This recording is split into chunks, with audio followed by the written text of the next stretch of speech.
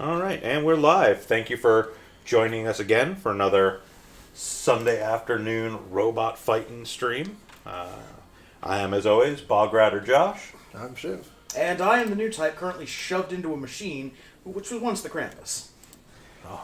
So we're going to be continuing on with Blue Destiny here. Probably finish this off today because I believe there's only 2 more missions left for Blue Destiny. Yep.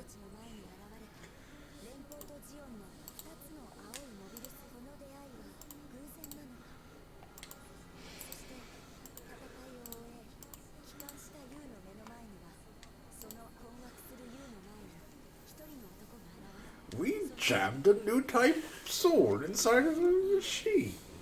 And That's a we're trustworthy going to man. give you one. Hi, I'm Alf Combra.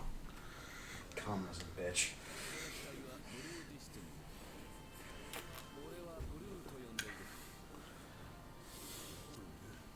I had a name once. My father called me Blue. So this is Unit 1.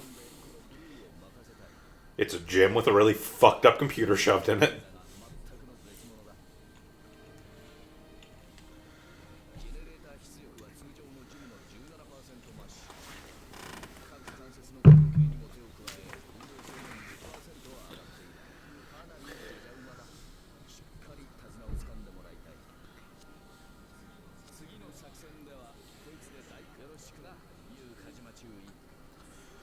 First Lieutenant. Congratulations, you've been promoted. Getting the experimental shit.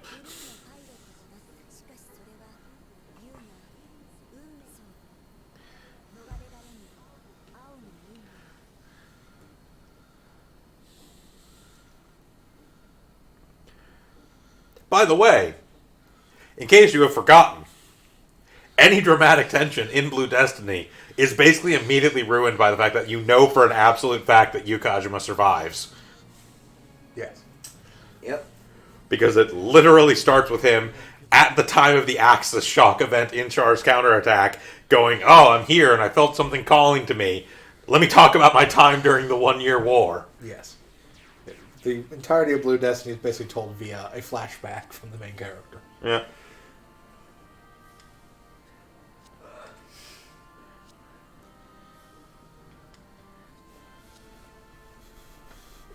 Just completely obliterates any level of dramatic tension. Because any situation Yu Kajima gets into, you're just like, I mean, he's gonna survive. Quite true. Like, oh no, he's gotten in a duel with Theofreak Custom. I wonder if he'll make it out. Yes. Yes, he will. And they could kill him off, then turns out the entire thing is being told by a guy who took his name and position after he died. Yeah, it's actually Samana here.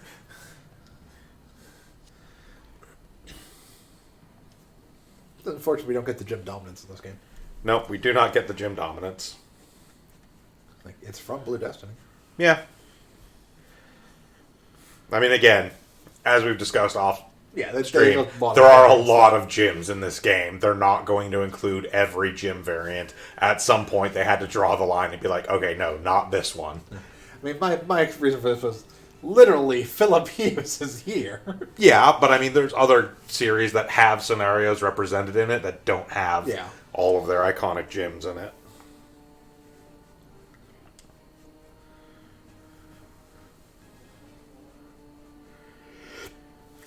Also, technically speaking, Philip Hughes does spend most of Blue Destiny in a regular gym. He does. And really only gets the gym dominance kind of at the very end, which is also mostly folded into, like, the second half of the last mission of Blue Destiny, which, I mean, granted, it's not like there are times where they haven't had a unit only show up for, like, half of one mission, but it's still kind of like, for something that is, at its core, another gym variant. Yeah. The field of Ride the Blue. I mean, they don't have my favorite gym variant in this either, but the guard custom. Do they have the guard at all in this one? I don't think they have the guard at all, but even still, they definitely don't have the guard custom and its ridiculous, gigantic refrigerator door of a shield. Yes, I do love the just literally a giant rectangle. It's a fucking bulkhead. Itself. Like they literally put a handle on a bulkhead and stuck it and gave it to a gym. Like exam. Flip that switch. This is certainly not a bad idea at all. Flip it. Flip the switch.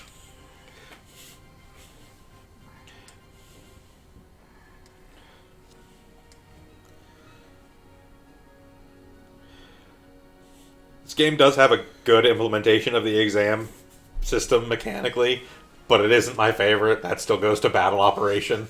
Where you boost all your stats for 30 seconds, and then explodes. your head and arm explodes. Uh-huh. It cannot be repaired. Yep. Sorting team right from the get-go. Yep. Yeah, this one does not fuck around.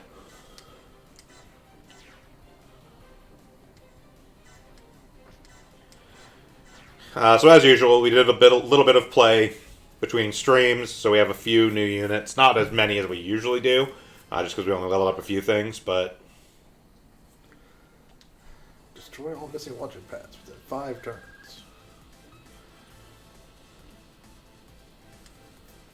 It's a good thing we've adopted turns as the military standard. Oh, yeah, this is one of the ones that has... 2 maps. It's separate maps, and there's no actual transference between them. This is just the Blue Destiny? Yes, just the Blue Destiny here, and you're just dealing with, like, the units there. Meanwhile, over here, we've got the 2 gyms. Yep. But also, I think all of our dudes are over here. On the other side, I think. We basically got them in a pincer. That being said, I believe all the actual nuclear missile launching pads are on the Blue Destiny side. Because it's those things there. Yeah. Yeah. Yes, missile defense. Yeah, so all of them are over on the Blue Destiny side. So this is, again, even though we get to sorting all of our units from the get-go. Where are the other 2? There are only 4. Oh, I was like It's 6 turns for pads. Yeah, no. Even though we do actually get to sorting our units from the get-go, it doesn't actually make it any easier to achieve the special condition for this map. So basically, we can use exam once per map. Yeah, and essentially, just having the exam system gives you the attack plus 10 and the mobility plus 20. Yeah. And then using the actual exam command does further boosts, but only lasts for 1 turn. Unlike the Hades system, which doesn't have an activated version, but does just a huge boost to stats, but constantly drains your morale as the computer tries to drive you crazy. Uh-huh. What's that voice? Thank you, lady in the computer. Man, I knew you could pick up chicks in a tank.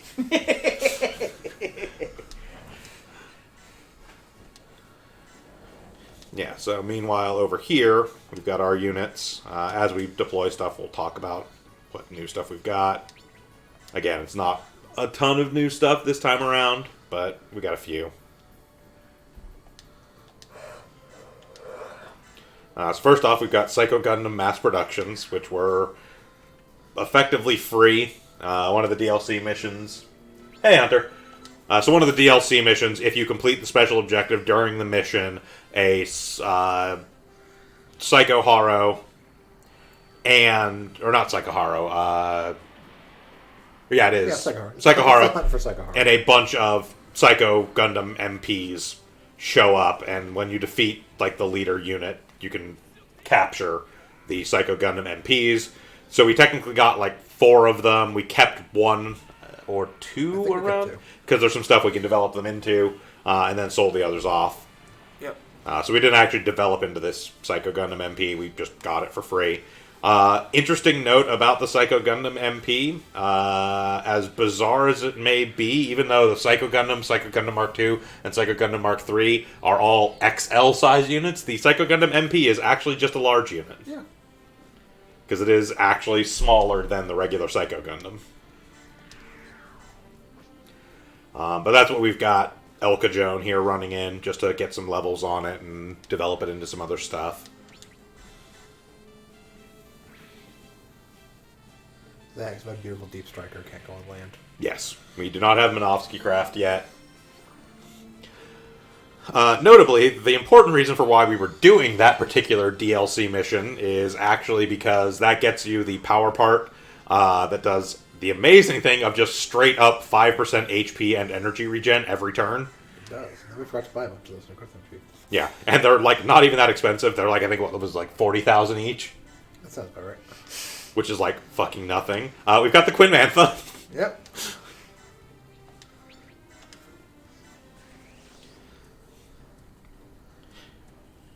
We've moved past the Great Zeong into the Quinn Mantha. Yeah, so the Great Zeong we developed into the Quinn Mantha. As I recall, I believe we also have the Alpha Zero kicking around. We do, yes. It's on B Team somewhere.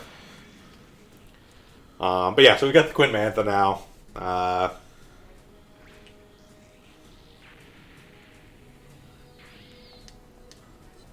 You watched our Super Robot Wars playthrough. This is what the Queen Mansa was actually supposed to be. Well, it's either or. Depends which translation they want to use on any given day. I call it the Queen Mantha to split the difference and piss off both sides of the argument. I actually like the Queen Mantha as a... The Quinn Mansa.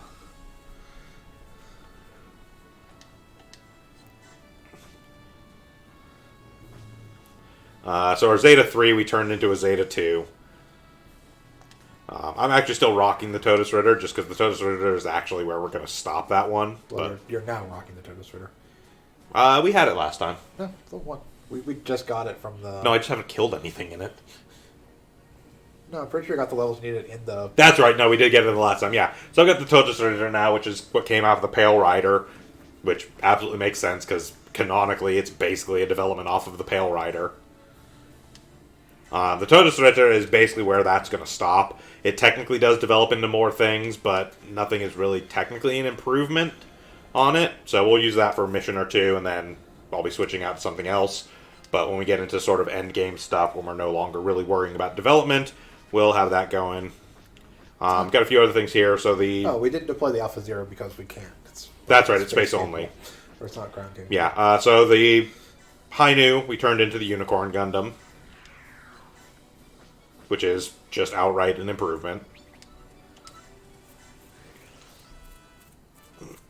Amuro is still kicking around in it because Amuro always deserves basically our best actual Gundam.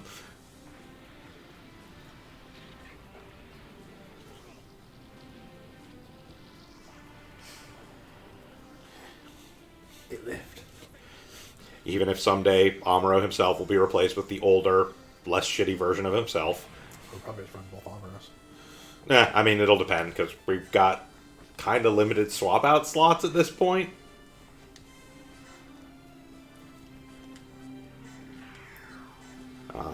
Pretty sure Char was kicking around in the Goof Custom before. We haven't quite gotten it yet where we need it to go. Yeah. If not, we might have just gotten the Goof Custom. I know he was in the Flight Type briefly, but I think he was in the Flight Type for like the first mission, and then we got him into the Custom for the second. We got the Custom before we went into the Search for Sakahara. That's why this thing has some levels on it. Yeah. I don't know where the Gift Custom's going to go into, but...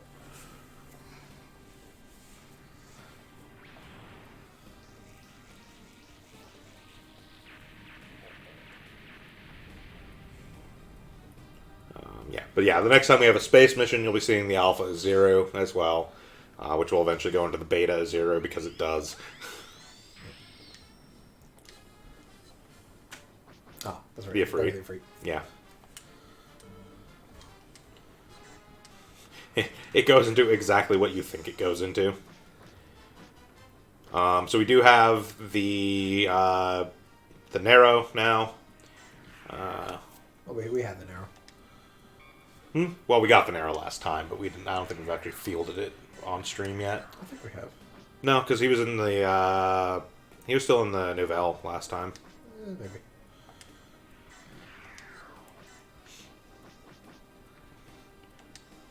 Yeah, Mark II prototype unit 0 we definitely had before. We haven't leveled it up enough quite yet. We do have the Gundam Mark III now. You guys can all stay there. Trying to reach anything. Oh. You may want to check real quick to see if the gyms are vital units, and if they are, run and hide.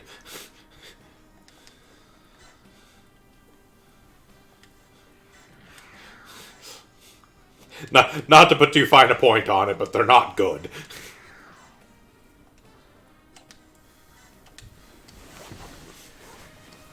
Yeah, because I was pretty sure they were both vital units for this fight. Yep.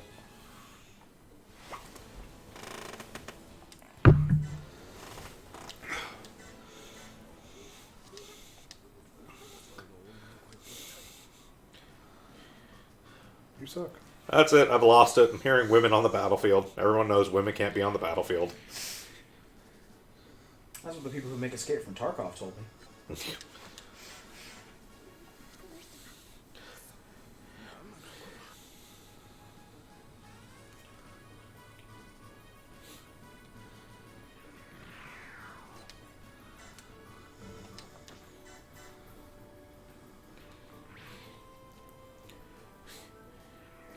And yes, we once again run into the gym commands do not have any sort of great range ability. Well, they've range 4.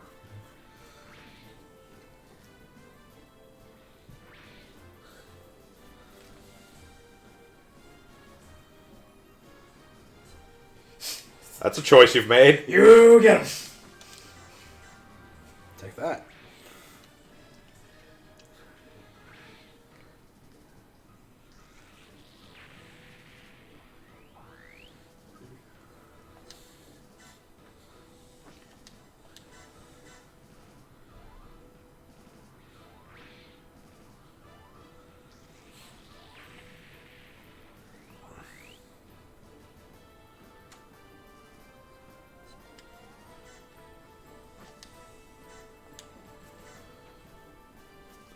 You started it.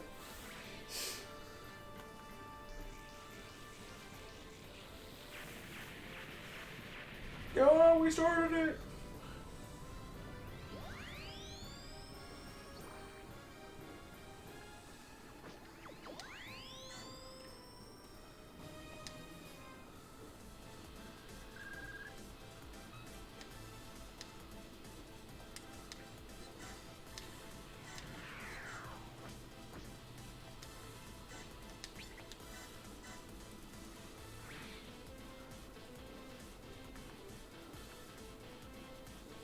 Sometimes you have to press, turn, hit, press, turn, hit, press, turn, hit, press, turn, hit. Yeah, and we probably will want to pop exam at some point just to facilitate that.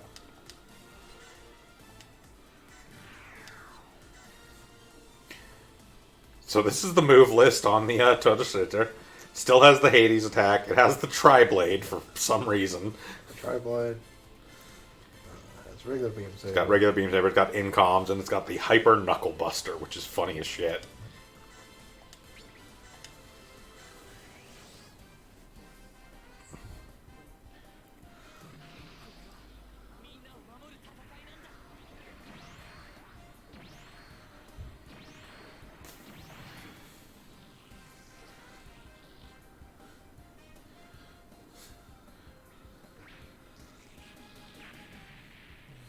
I could not tell you why that attack is named that. Well, because after you shoot someone with it, you dust off your knuckles in the cockpit and you go, nice. Tri-Blade. Yep.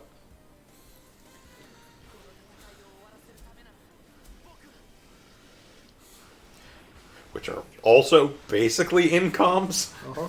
Yeah, there's incom buzzsaws. Income knives.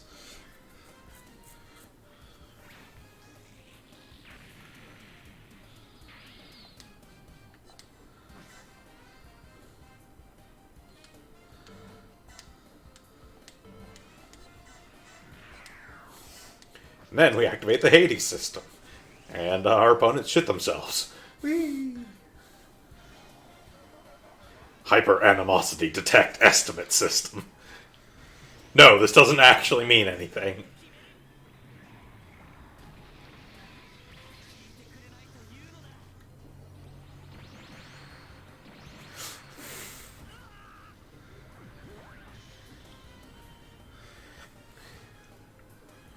It's dead.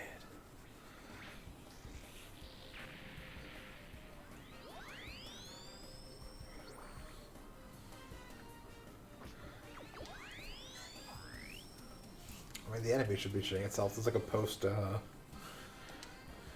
a double Zeta suit. Yep.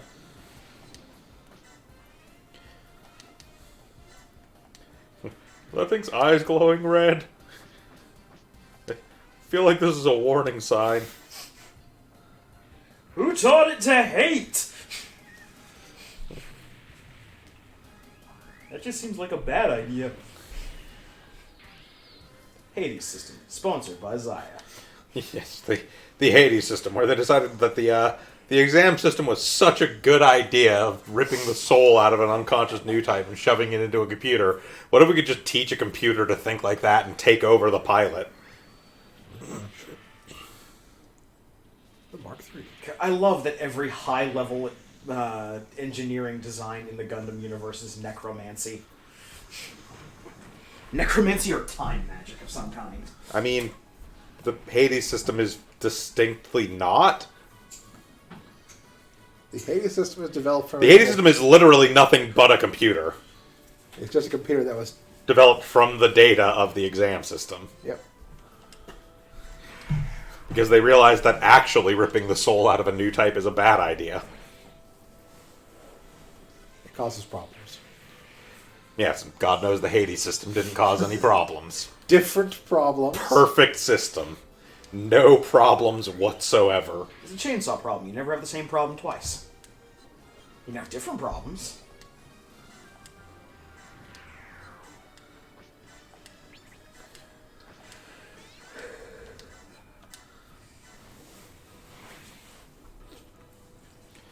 So the Nero over here is also kind of an evolutionary dead end for all intents and purposes. It does technically go into some other stuff, but at the specific request of... I mean, it doesn't mean the narrative dead. It's Yeah, supposed to be but- moving that pilot. Yeah, that's going to be... If it changes into anything else, somebody else is going to be piloting it, because Sealand Squid has specifically asked us to generally keep him in, like, gyms or mass-produced suits of various sorts to show them off. And the Nero is basically the last in its line to really be any sort of gym or grunt suit. Because the other stuff is all stuff we've already seen. And then the one at 6 there is it literally turns into, I believe, the S Gundam. Yeah, I think it's S Gundam.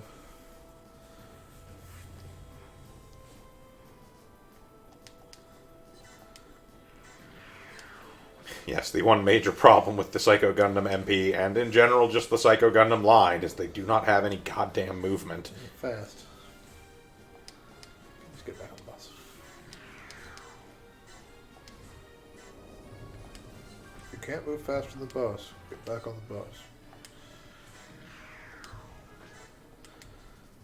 2 Zakas over to go. There are, in fact, still a couple Zakus for us to kill.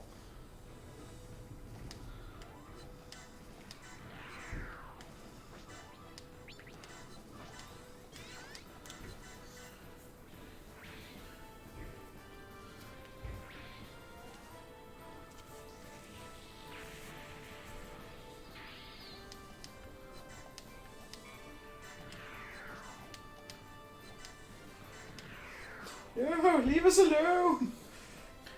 We already swung with the Blue Destiny over here, so...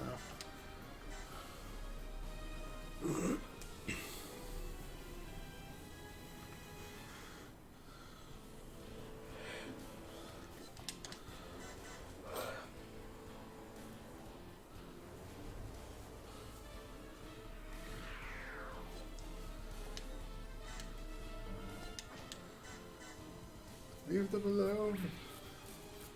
We've already got one. They're just children. Says he's already got one.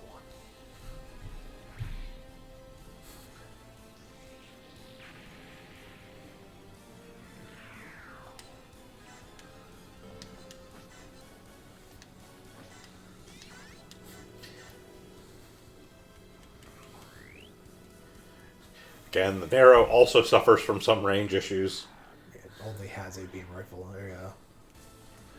and I am slowly being driven crazy by the Newtype influenced AI in my suit. Get used to seeing that thing say vigor down. It will happen a lot in the Todesritter. Basically, anytime I just breach the threshold of, like, super high or super charged, the next turn I will drop below it. Because it literally drops my morale by 10 every round.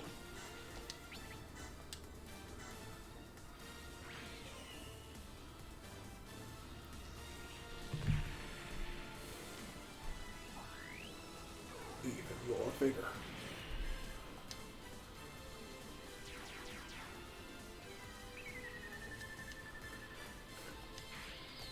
That's nice.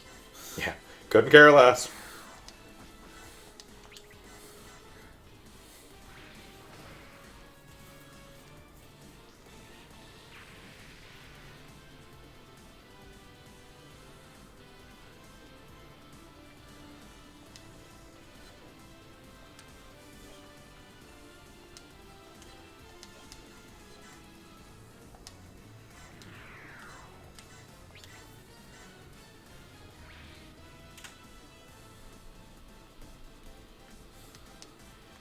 Look, this Zaku thought it could hit Amuro.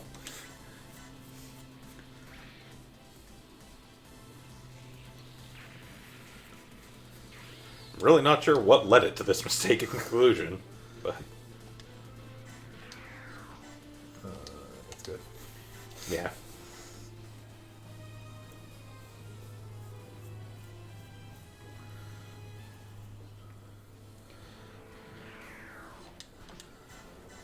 Just gonna defend, that way if I do get hit, I don't lose my go.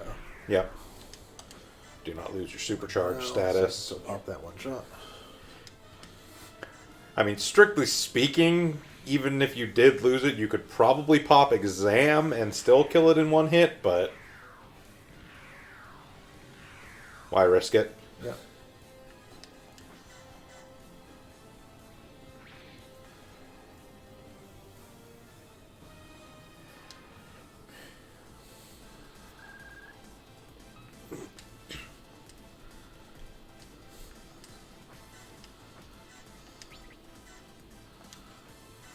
Yeah, it should be fine with super crit. Yep.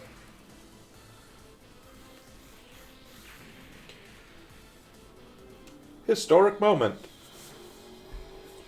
In this moment. I mean, also what this does is makes it very helpful in actually getting the Blue Destiny Unit 1. Yes. Because it's basically over on a map with nothing but itself and all of the units to kill.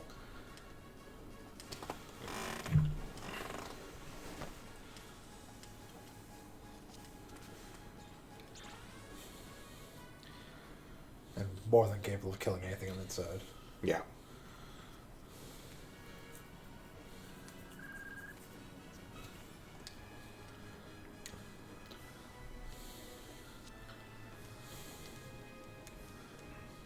That's right, he's got a sweet ass suit. Note he also has the plus 20% damage when he's in Yeah, when it's in Fire. supercharged. Well, Piers, on the other hand, in another lifetime would go on to lead the Acme Detective Agency.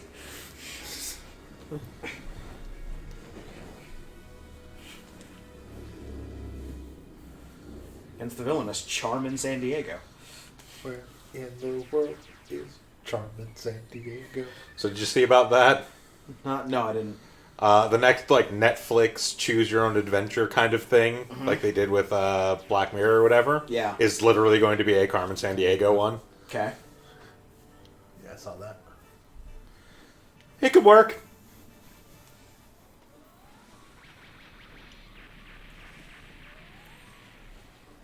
Those should all count for my get gauge. Use not home right now. No, it's not red.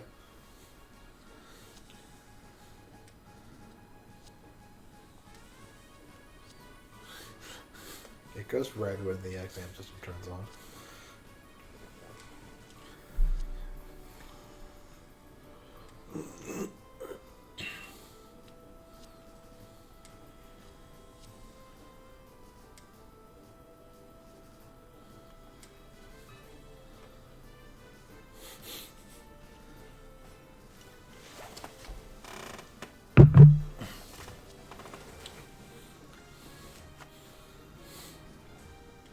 his head exploded. It was really messy. Pretty sure we got it all out of the cockpit. We hosed it out. If you find anything sticky in there, Lieutenant Yu, just don't touch it. It's like the shot back at base. The thing opened, just a guy standing on it with a hose. Ugh. Good. Gets in there with some Clorox wipes. The guy's jamming a mop in the corners. I don't know what else to do. I don't know. The mobile suit must have hit a bump. Mobile suit didn't hit no motherfucking bump.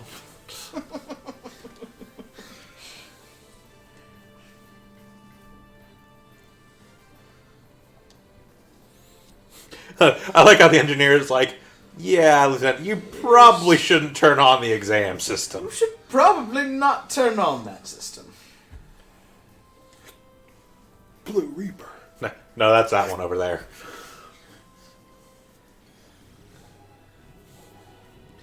Unknowns. Some goof flight types.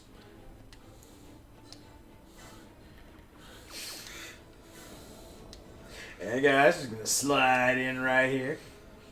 Slide into your DMs.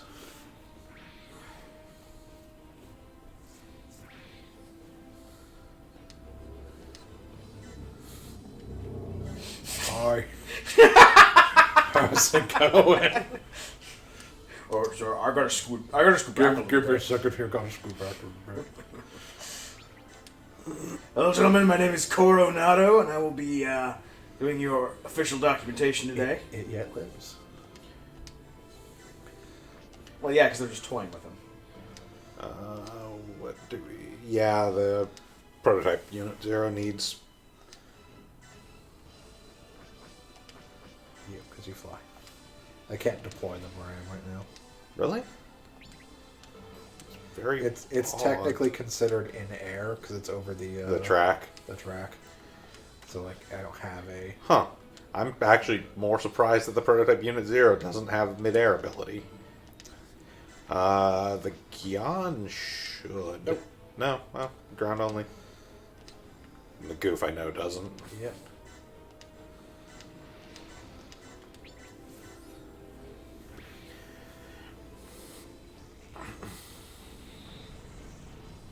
Right, money. Yep. Again, not that we're overly concerned with that, seeing as we can just run the money DLC mission for basically free. Yep.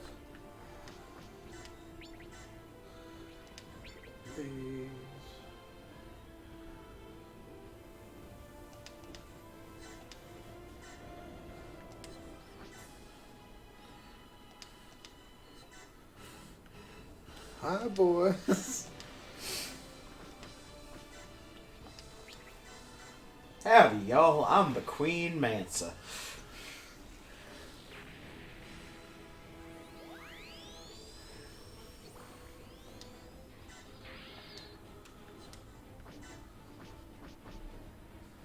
Yep, should be fine. Yep. I mean, it's not going to kill. This one. Yeah, true. Oh, send y'all with a shadow rail. Map attacks in this one do exact damage.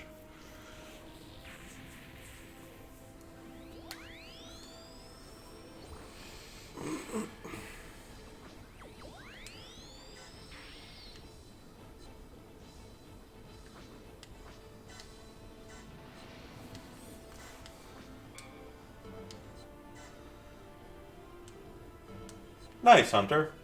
The that? best kind of Girl Scout cookies are free Girl Scout cookies. Indeed. Yeah, one of the neighbors bought the entire complex Girl Scout cookies, 2 boxes per apartment. Nice. He got Thin Mints and Toffee Tastics. Yeah, we have at work one of the guys, I guess, has a daughter or niece or something who's doing them. So we've had Girl Scout cookies in the office basically for the past like 2 weeks.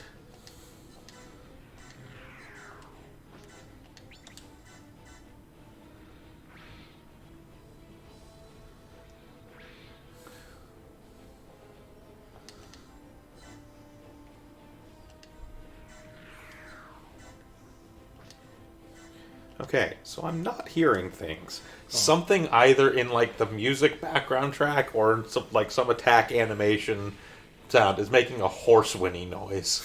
No, that's back there. The roommates are watching Game of Thrones. Oh. Just like, I keep hearing a fucking horse whinny. We're not quite that far. What in on the earth woods. is up with those horses? Clip cloth, motherfuckers. Bad horse, bad horse, bad horse. He's Char. I'm just...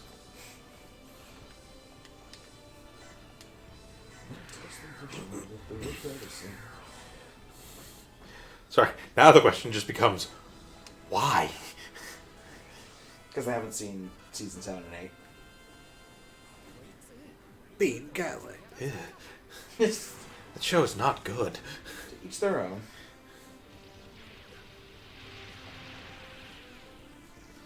To the surprise of no one, the unicorn can wipe out Zaku's with little effort. Yeah. Almost like it has, 30 years of technological advancement on them.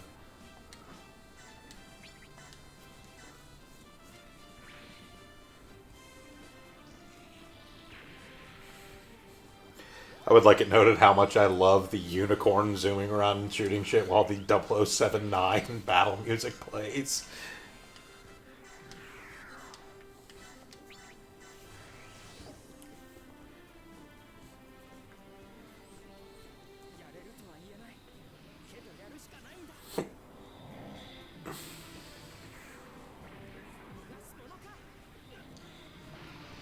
So the question I have is there certain conditions where it will activate NTD mode, or is it NTD mode a separate Gundam in this game? Destroy mode. So it varies depending upon which unicorn you have. Unicorn works very strangely in this game. I will get to the list so I can explain. Okay, so right now we have Unicorn Gundam Unicorn mode, which will specifically turn into Unicorn Gundam Destroy mode once you get into super high or higher vigor, while it's being piloted with that naturally has an awaken score. Okay. However, there is also just Unicorn Gundam Destroy mode green, which is a default unit which is always in that mode. Okay. Likewise, Banshee also has the same kind of thing going on where it has a Unicorn mode. It will go into Destroy mode at high vigor with a Newtype pilot.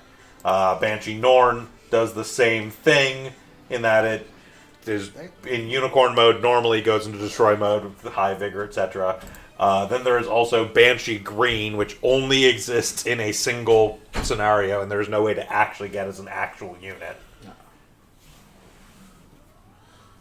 We can also get... Then there's also Phoenix, which does the same thing.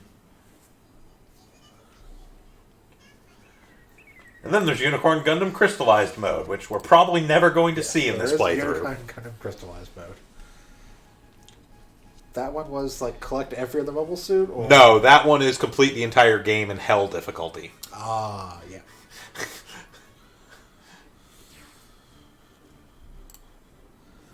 Why would I need that when every unit I have is already a hot scramble? Yeah, I mean, basically.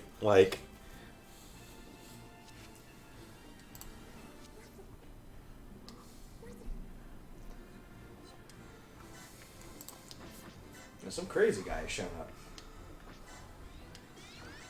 I don't know who this crazy guy is. Well, that's Nimbus. So yeah, for most of the unicorns, they have a set of events which trigger them into Destroy mode, but specifically Green Destroy mode unicorn is its own unit. And it's just always in Destroy mode.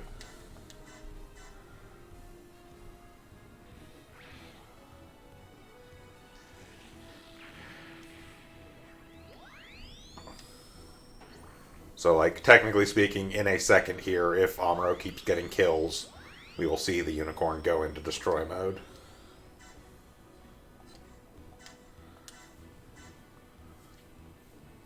You done goofed.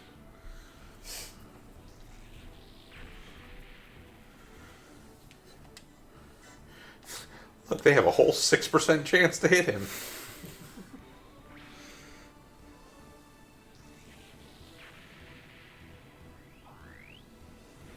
Yep, so he's going to go into super high vigor, which then, as you see, transformed it into destroy mode.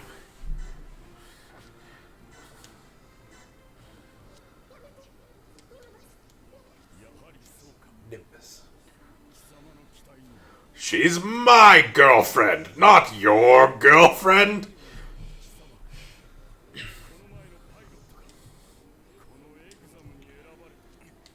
Oh yeah, we lied when we said the previous pilot died. No, they weren't lying. Nimbus isn't the previous pilot of Unit 1. Unit 1 was piloted by some random motherfucker that went and attacked them, and he died. Which one did Nimbus pilot then?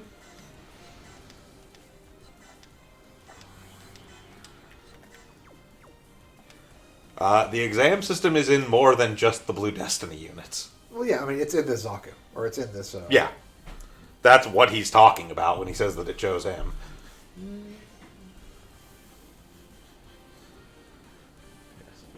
Destroy, though. I mean, he also did, I think, previously pilot Unit 1, but he's not the one they're talking about when they say the previous pilot died. They are absolutely talking about the pilot that attacked them that night. That was not Nimbus. And when it's in destroy mode, it gets Psychomo Jack. Yes. So anything within 9 tiles of it cannot use Psychonomy weapons. Yeah, has an eye field, has the full Psycho Flame. This is my good buddy, Psychomo Jack, they call him. And also has slightly different attacks and stuff. Yeah, it gets the Beam Tonfa. Yeah. Which, again, if you'll notice, is a special attack, not technically a melee attack. Yeah. Gets the Beam Tonfa, loses the attack it had underneath the Beam Magnum. It loses Yeah. the Bazooka. Yeah.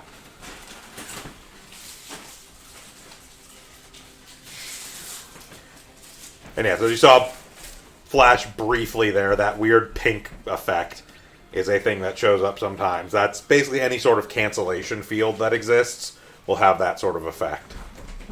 We'll see that more once we start fielding in Neo Zeong.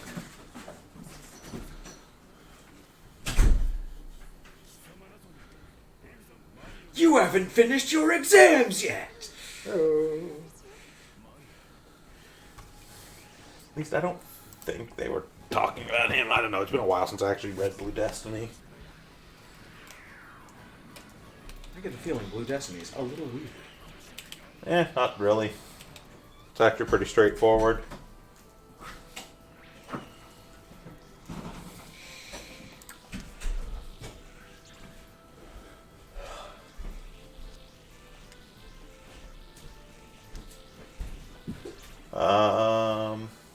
Yeah, no, he's just always had the Freak Custom, which was the exam system.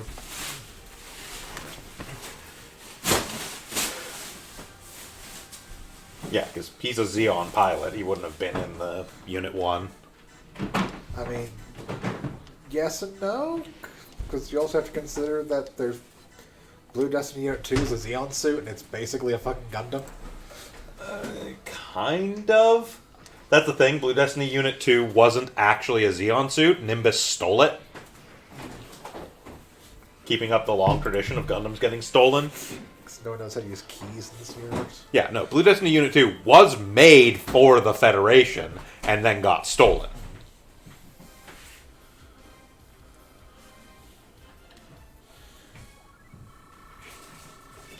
Yes. So, short stage there.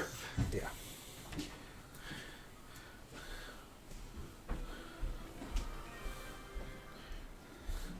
Philip Hughes. We can now recruit Philip Hughes. We will not be recruiting Philip Hughes.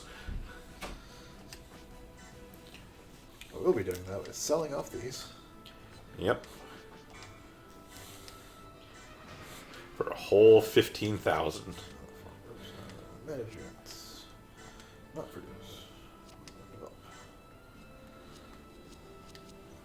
It has the need.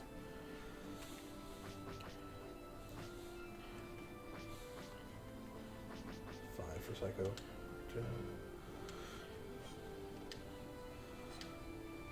unless we want to jump into Silver Bullet just to get. I mean, we could do Silver Bullet.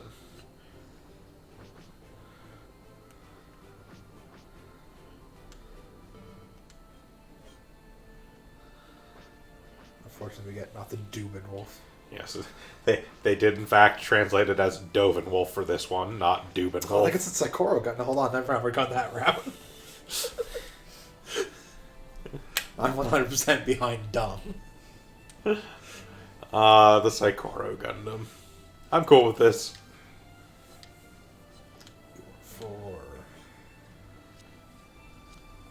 You're basically never changing for what you are.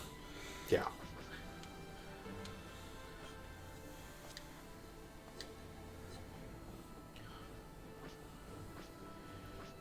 I think we were planning on sending that into the Slave Wraith, because the Slave Wraith will also loop through into Pixie if we care.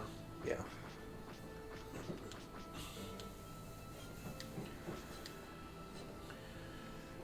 And that's a dead loop at that point, basically. Yeah, it just kind of circles around.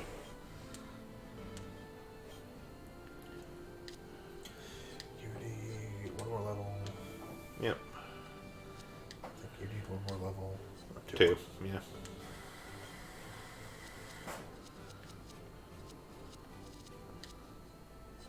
You were good? Yeah, you were good. Yep. So we send you into the Ifrit.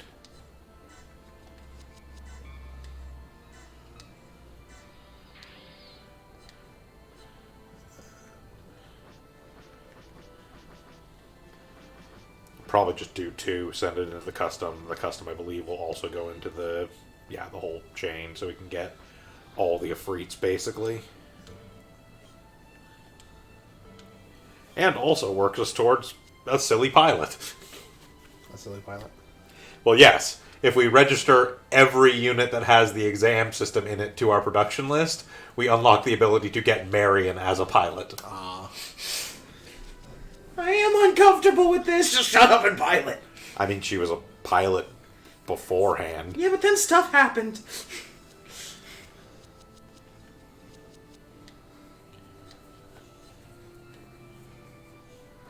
That one we were sending into the NTX, actually. Yes. We needed to send something through the NTX route.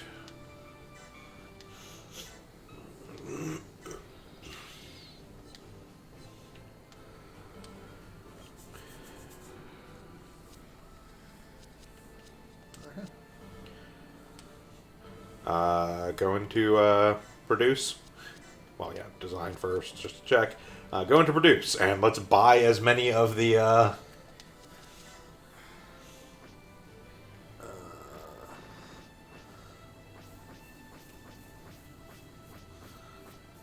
yeah, it's this one.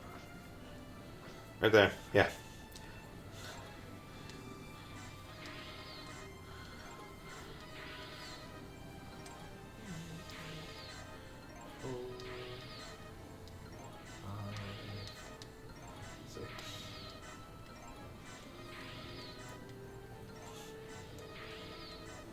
I'd probably say like 10. Yep. Just throw them on just about everything.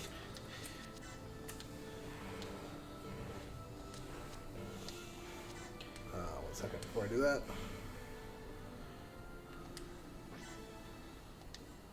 This is space. Yeah. Okay. Yep. Yes, the final mission of Blue Destiny is a space mission. Space. So.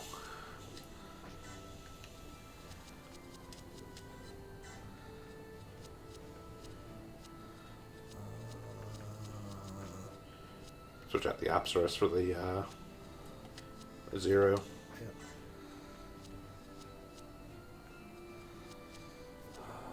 Where is it? Somewhere in here. There it is. 3 over here. Well, I know this definitely is space capable. So Nope. You can get switched into the Psycho Gundam Mass Production type. Which your Char is full, so we'll be fine with that. You are definitely not space. I'm assuming the Easy 8. Okay, yeah, Easy 8 is not space capable. No. Is it FSS? It is. I'll leave it in anyways from SFS. SFF it. SFS. Space Fine, that's fine, that's fine. We'll need to throw an SFS on that ship then. Yes.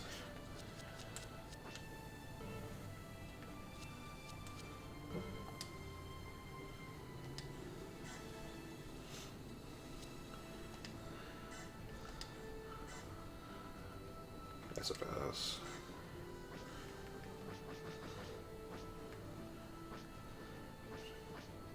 What design do we want? I'm fond of the base jabbers, personally. I think they are virtually identical. Yes, they're literally the same. They're the same thing. They're Just both two different base. It's just, do you want the Xeon 1 or do you want the Federation? Yeah.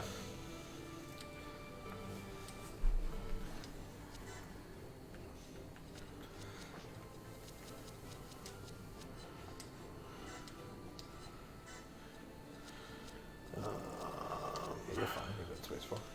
Yeah, Gyan is fine. Nero should be fine. Yeah. Your Gundams, you're fine. Everything on this side is fine as well. Yep. Yeah.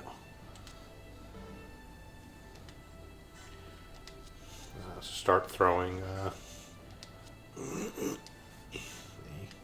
auto repair devices on stuff.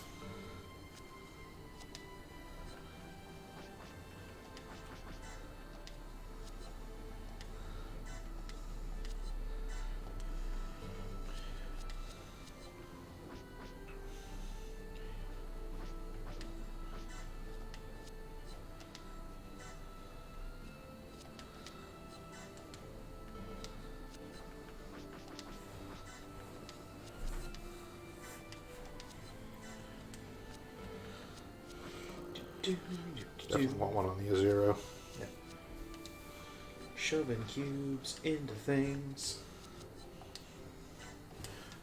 Yes. So there are also better versions of that device we can get. It just requires running through that DLC multiple times, and it does get harder every time. We will probably try and do that between streams again.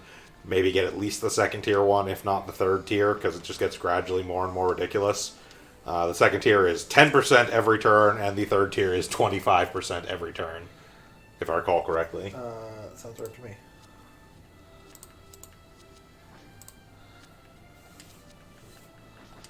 %20. 20%. 5, 10. Still a lot. Admittedly, you can only have 3 of the 20% ones.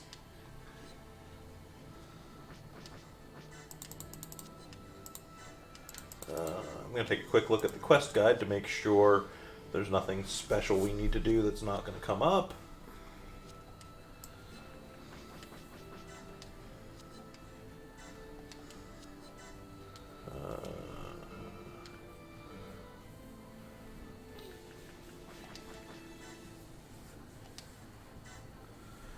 Okay, so there is one for this coming mission, but I believe it's technically the optional objective anyways, so.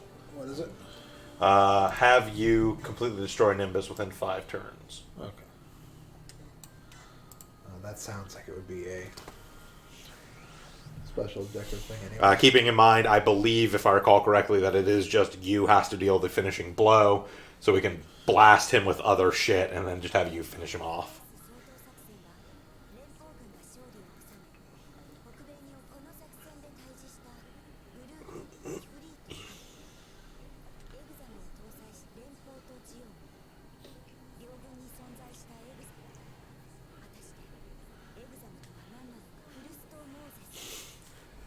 Trust Force. Yes, Klust Moses.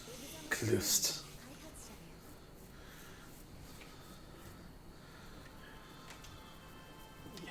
Evil Beethoven. As opposed to regular Beethoven, who was also evil. Does remind me, I've started gathering images for eventually pitching to HP, since it was brought up about wanting to do more of those streams of like, hey, I've got this list of things. Okay. So I have started gathering a selection of servants from the Fate series. Look, man, we talked about it. We did. And I'm actually being very generous with it. I've actually put in actual guidelines for myself to limit myself from picking things. Because I'm making it like, okay, it has to be like historical figures, either real or fictional. Okay. It has to be ones decently popularly known in Western culture. Okay. So, like, I'm not going to do, like, the weird, like, Assassin of Shinjuku and shit like that stuff, which is technically a historical figure, but is more obscure, or is, like, more known in Eastern culture, to give HP a chance. And I've also decided I'm going to do the, like, 2 points possible thing, because I'm going to do both who is this and what their servant type is. But I am actually limiting myself specifically to the kind of normal servant types, basically no servant types that weren't in Fate Stay Night. Okay, so just the 7. Yeah, not Ruler, or Defender, or Avenger, or any of that fucking nonsense. I mean, Defender's fine, there's one, but... Yes. Well, yes, there's one, and that one doesn't qualify under other criteria because it's not a known historical figure. Yeah. But even limiting to these, I still get... We know who the one servant who's shielder type is. Well, yes, but technically it's MASH, Kyrie. I mean, the character's MASH, but it still has a... We know who the heroic soul that MASH inherited in order to become a shielder servant is. But...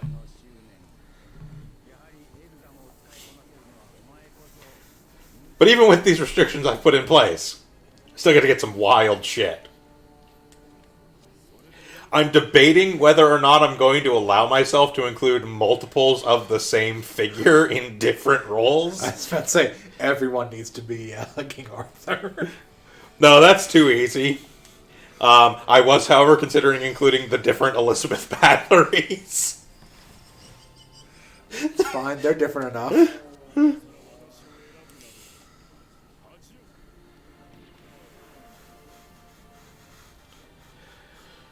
Also, to make things a little bit easier, I'm probably not going to include any of the clearly, like, joke things.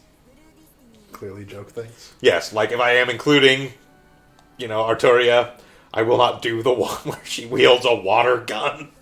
Why not?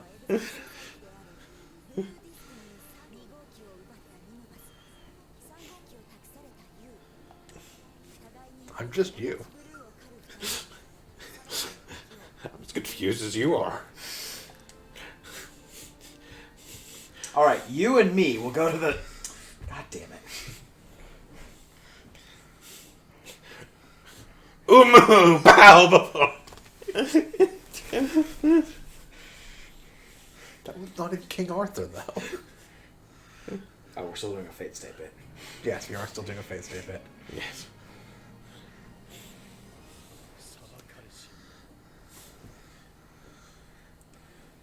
That's just them being lazy, not changing the character model. Okay, here's the thing, Hunter. Padaru is not nearly as entertaining as Fate.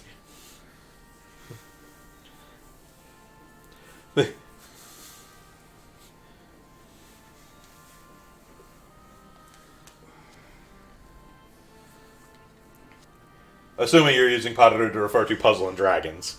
That's what I'm thinking you're meaning. The historical figures as represented in Puzzle and Dragons are not nearly as...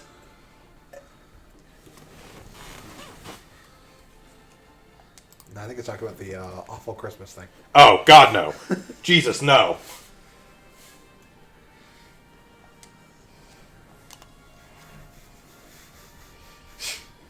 Yeah, no, we're not talking about... I'm using actual servants because I can still get utterly ridiculous with that.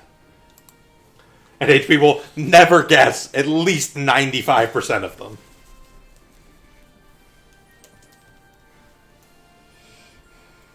I don't know what you're talking about. It's very clear that's Thomas Edison. I'm not even sure I'm going to include Edison because I've talked about Edison enough that he will probably know that one just immediately. Well, fine. Include Charles Babbage then. Babbage is definitely going to be included because what the actual fuck.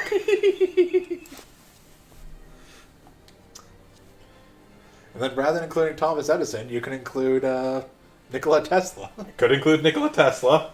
I'm also very much thinking about Christopher Columbus because this one also amuses me greatly. Okay. Yep.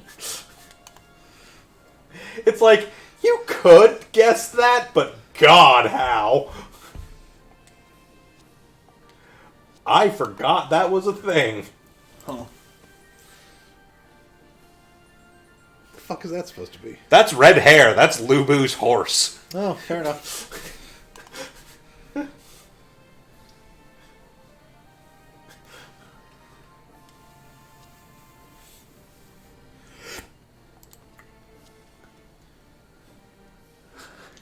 So you got to start out with like the softballs that everyone knows. Oh yeah, no, I'm gonna do some really easy and then ones. just crank it to 11. Like I'll do some easy ones, some kind of gimmies, but then eventually, like I'm gonna have to include a berserker, and 90% of those are like, what the actual fuck is this?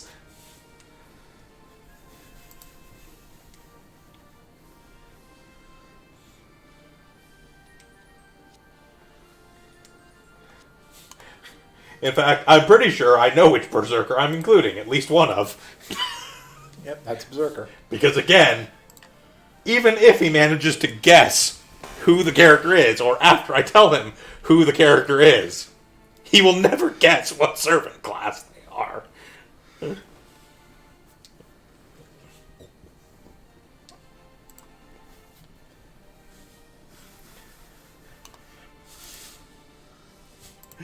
Also heavy consideration. That one at least has a tell if you really think about it. Also very heavy consideration for Berserker. See why I'm all into this? It's gonna be fucking amazing.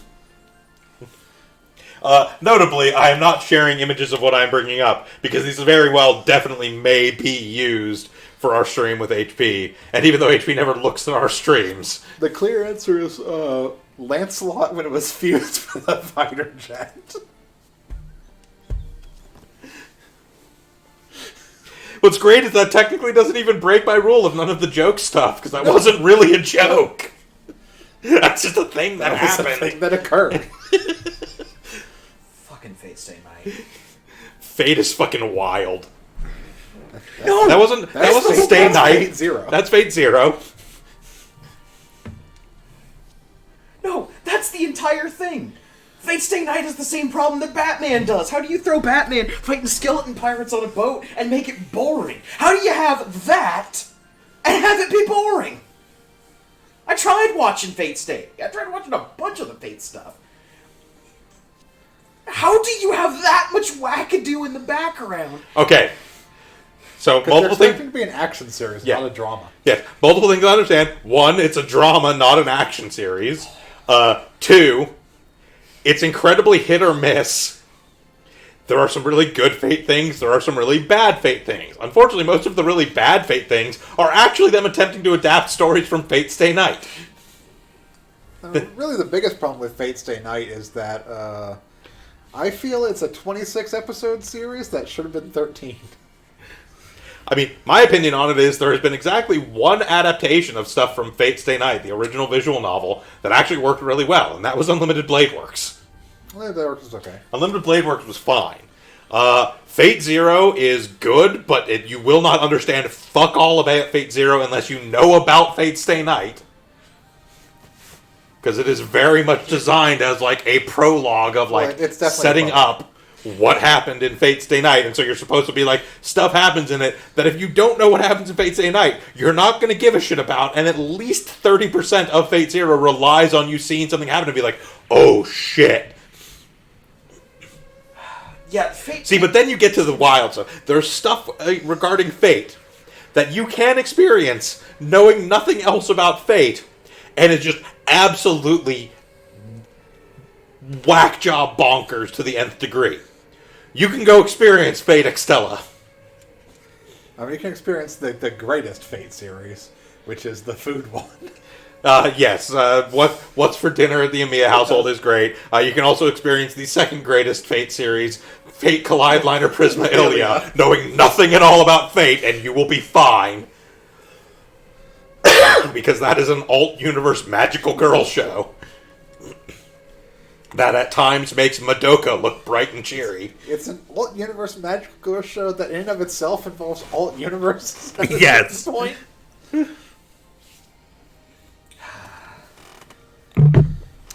Or you could hate yourself and everything even remotely involving fun and engage in Fate Hollow Ataraxia. Or there's the new series that's like showing right now, or just finished showing, where I don't care anything else about it, with the exception of the fact it has Jaguar Man in it. It does have Jaguar Man.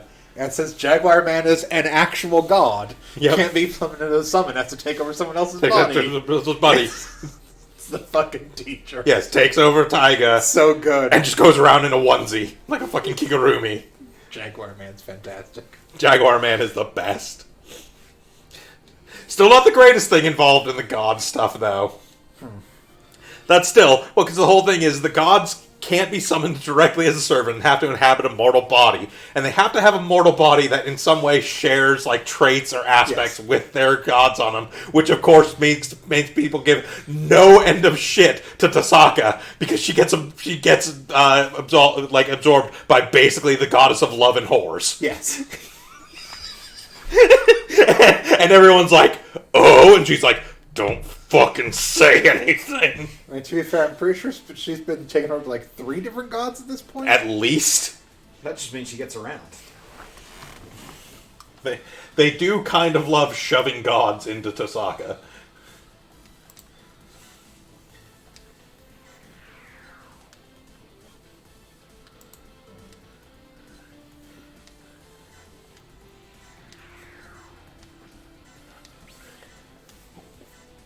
Cold dish of sake.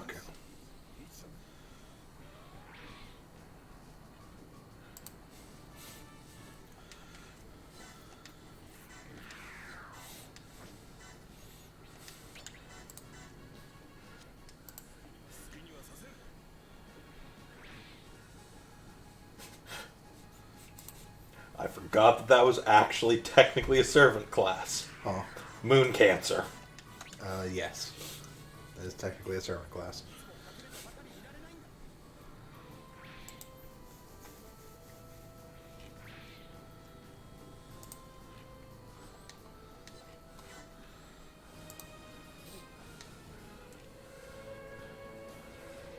Oh, should have figured that was going to happen.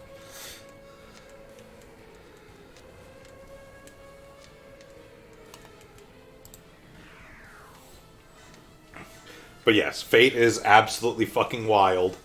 And honestly, Krampus, if you really do want to experience it, I'm going to be real with you, just get Grand Order and play that. It basically kind of has its own story. It does its own thing. It doesn't rely on you really knowing anything about Fate. And it absolutely embraces the insanity. Oh, was it the mobile game? Yeah. Yes. Okay. There are also a couple animated series based off of it, but they're varying levels of watchable. I mean, the current series that was going on right now is based off of it. 2 of the later chapters. Yeah. The Fate, like the initial Fate Grand Order anime is basically just the first chapter. And was like alright. an OVA series, so it's like an hour and a half. Alright, probably the best way to put it. Yeah, like, it wasn't great, but it wasn't terrible.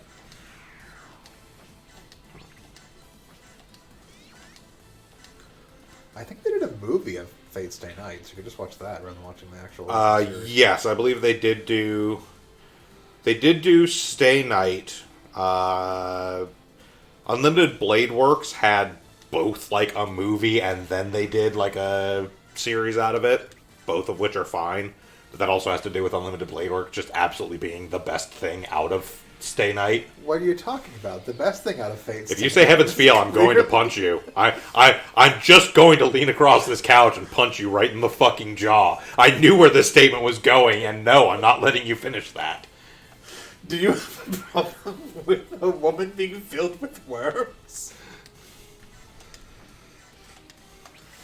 See, this is what makes me think that maybe I should just not be touching Fate Stay Night. If it makes you feel any better, Heaven's Feel has been all but disavowed as existing.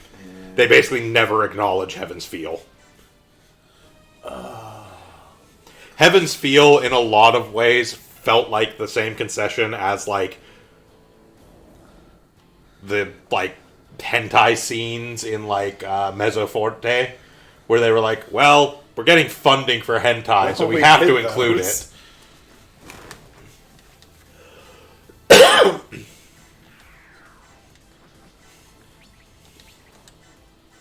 Like, Heaven's Feel very much felt like a path of like, well, the kind of people that buy these sorts of visual novels are going to want the dark shit to happen. So we'll have to include this path, but let us never speak of it again after So this. you can't say let us never speak again after this when they then, later on, much after the fact, made an animated version of it. Yeah, that happened. That throws that argument right out the fucking window. Cocaine's a hell of a drug.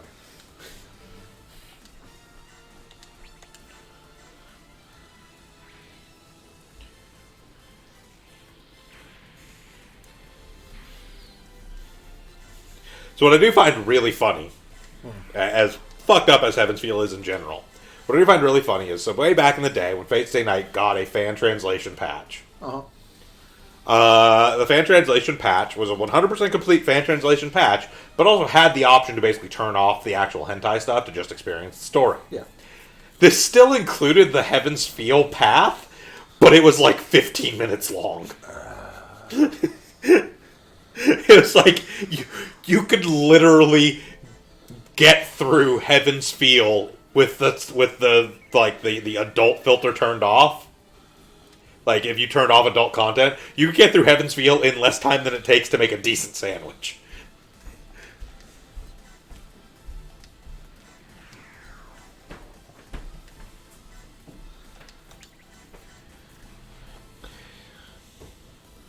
I forgot they respawn for enemies. It's fine. This is fine. I just missed the objective on it. Eh.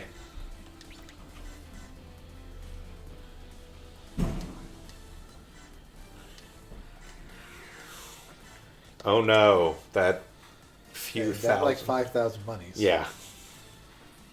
We just spent 400,000 monies.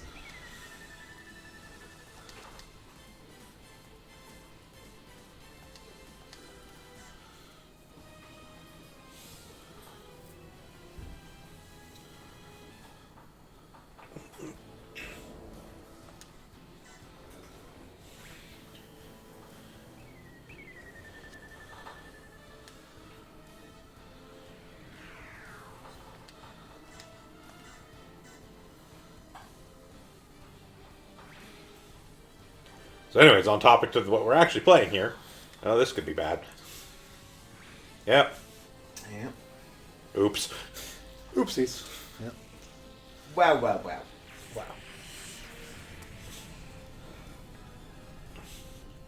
So to talk a little bit about this, yeah, some stuff happened. The Blue Destiny Unit 1 and the Ifrit Custom basically both got, for all intents and purposes, destroyed. Yep. But meanwhile, they're making two other Blue Destiny units, the Unit 2 and the Unit 3. And then one got stolen, because Gundams get stolen. It's just a thing that happens. It's just a thing that happens. So, Yu Kajima has the Unit 3, and Nimbus ends up in the Unit 2. They do have sort of different specializations. Unit 3 is designed more as a ranged-focused unit. Unit 2 is more melee-focused, although they both are pretty decent at both, again, just because the exam system is busted as shit.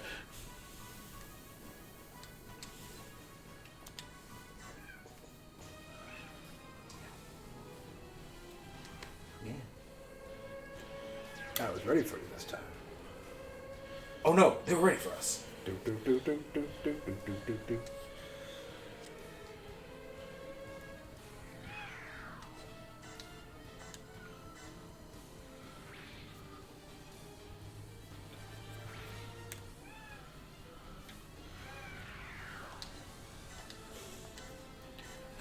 Yes, for various reasons, the other members of the team are in Zaku 2s.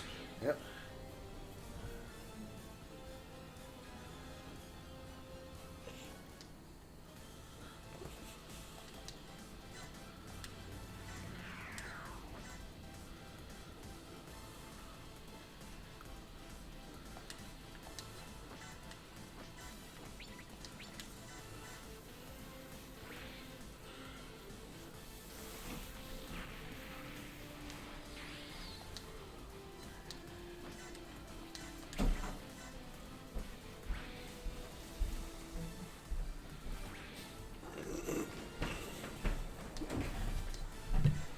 specifically Zaku 2 Cold District types for reasons. That's pretty accurate. I mean, I'm pretty sure that they're in Cold District types in this. I mean, technically speaking, it is accurate to what happens in Blue Destiny. But for this, I'm pretty sure they just put them in Cold District types to differentiate them by color from the enemy Zaku 2s. Well, it is a snowy area, so Cold District makes sense. You attribute far too much reason to the application of the Cold Districts type.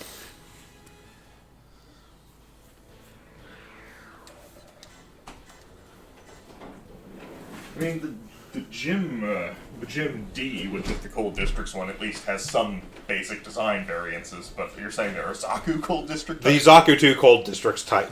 I've never even heard of that as a variant. In all seriousness, it's the Zaku 2s running like a slightly different lubricant solution so that it doesn't freeze. That's basically it. They are in no way any different than an actual Zaku 2 mechanically. They basically just like mix the oil with antifreeze, essentially. And they're like bluish white instead of green. Is Blue Destiny just intentionally ripping off the first encounter of War in the Pocket? Kind of. Except that the first encounter of War in the Pocket didn't have somebody piloting a Gundam with a soul of a Newtype shoved in a computer inside of it. Fair enough. But I'm seeing like a launch sequence you're interfering with, some cold Well, we're District protecting type it. stuff. Oh, we're protecting it, okay. Yes. We're on the other side. The Xeon are attacking the launch. We are trying to protect it so it can make it to space. And what are you launching? I don't remember. Shuttle. Oh, launching shuttle. I think you're trying to get the Blue Destiny 3 into space to... So we're basically doing War in the Pocket, but again. Yeah, pretty much.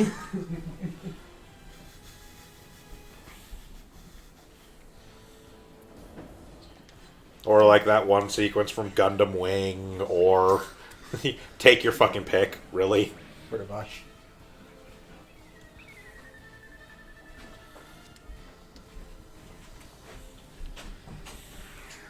It is not an infrequent thing in Gundam series to have like a space launch taking place and one side or another is attempting to either attack or defend said space launch.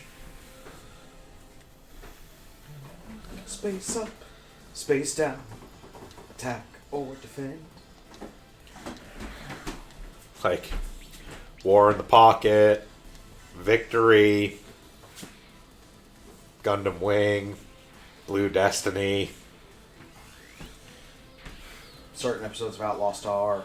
Technically it happens in Zeta, or yes, Zeta at one point. I'm trying to remember where in Zeta. I know it does, I just can't remember which.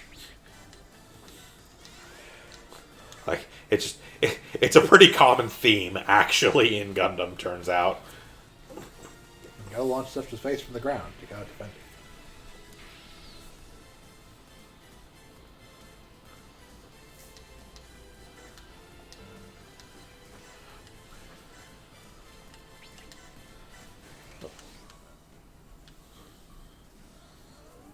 Look how different it is. Yeah, it's bluish white instead of green.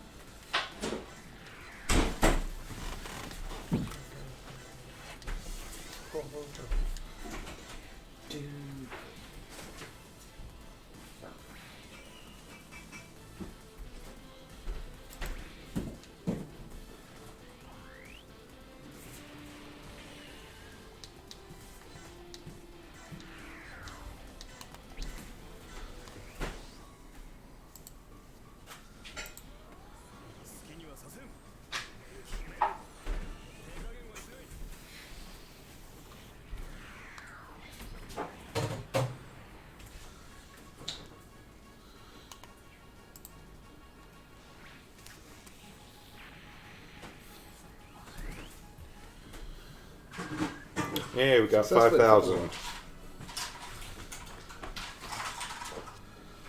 Importantly, we completed the mission as once it failed. Yes.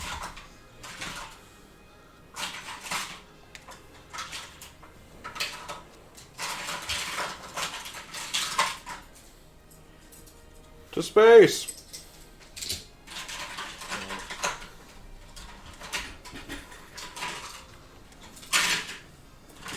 Yeah, so that's all it is. They're just heading for Side 5 to take back the Blue Destiny 2 since it got stolen, since it is, in fact, a Gundam. Yeah.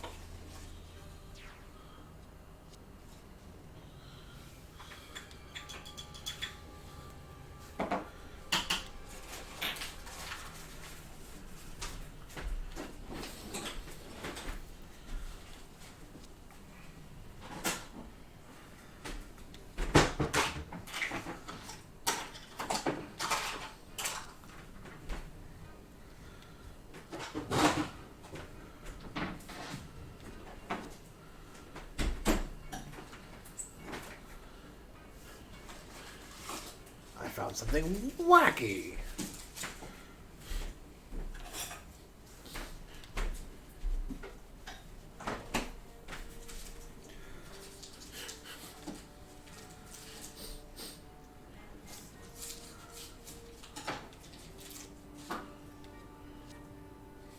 This lady talks to me when I'm in the Blue Destiny.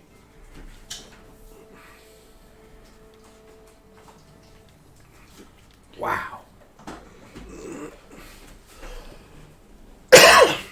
Someone with a reasonable stance on this. Wow. I guess this whole exam thing shouldn't really exist then, should it? Yeah, no, turns out, despite appearances, Alf Camera actually isn't all that bad of a guy. When he finds out, like, you could say that the exam system was built upon human sacrifice. It's kind of fucked up, huh? Maybe we shouldn't keep using this system.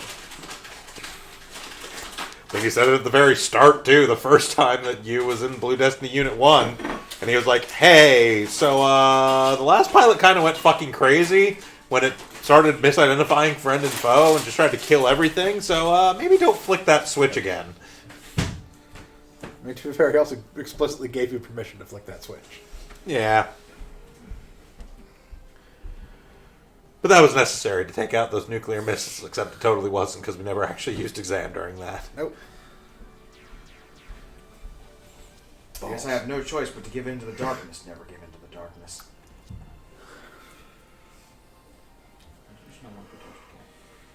Senses hatred.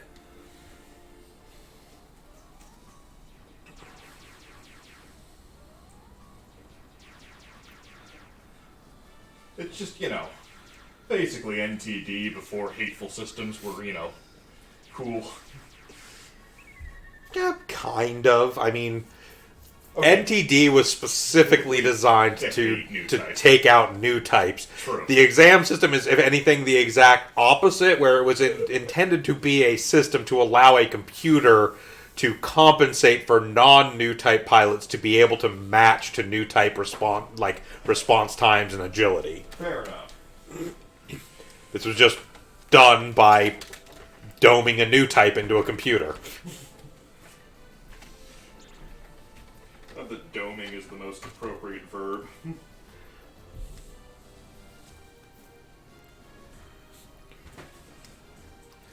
Us and presumably... And because of some bizarre space magic reasons, upon imprinting the thought patterns of the 14-year-old new type pilot from Xeon into the exam system and turning it on, she went into a coma and the exam system started operating with her soul trapped inside it. As you do. Because Gundam is at its best when it's just admitting it's about space wizards. Which becomes inherently horrifying when you realize they then proceeded to put the exam system in 4 different units, each of which has her soul trapped inside it. Oh, you know. far more humane when we made the Hades system. I mean, you're not wrong in that the Hades system is, in fact, more humane. It just doesn't result in anything better. No.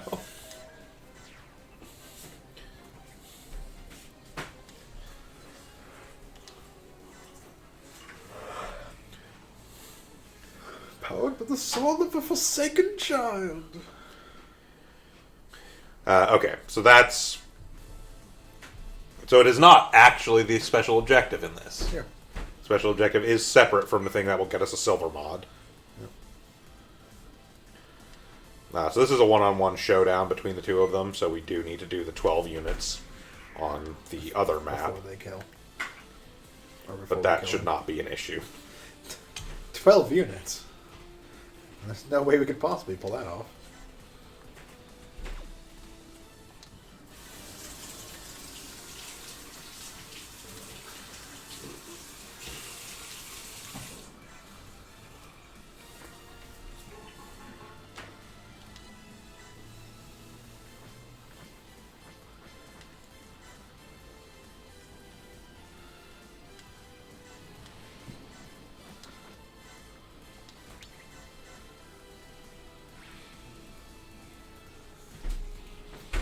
Suits of the Future got weird.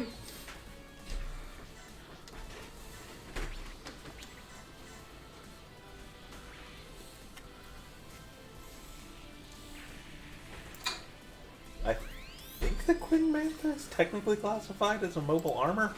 It is technically mobile armor.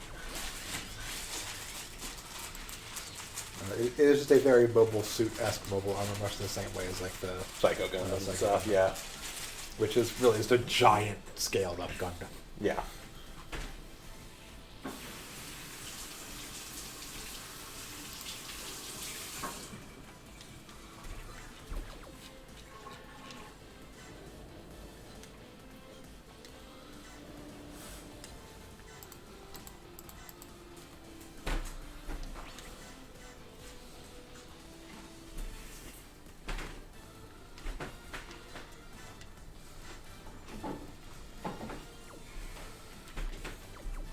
Your Alpha Zero.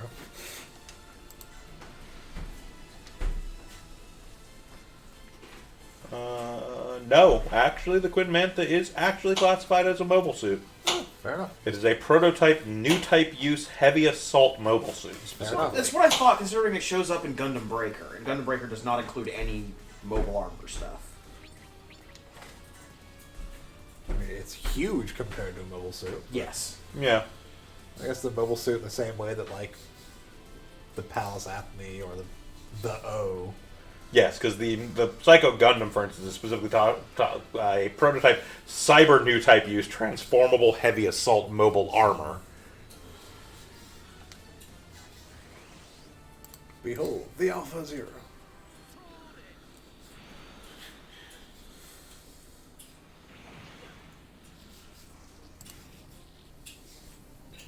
Yes. Palace Athene is a prototype heavy attack mobile suit.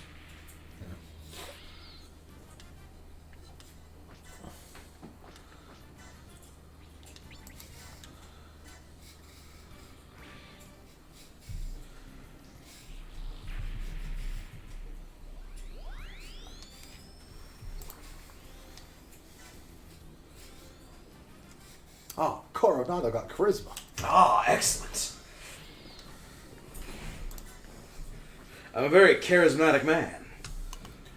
Yes. How now else could I get people to follow me? the Alpha Zero and Beta Zero are absolutely mobile armors. Yeah. Yep.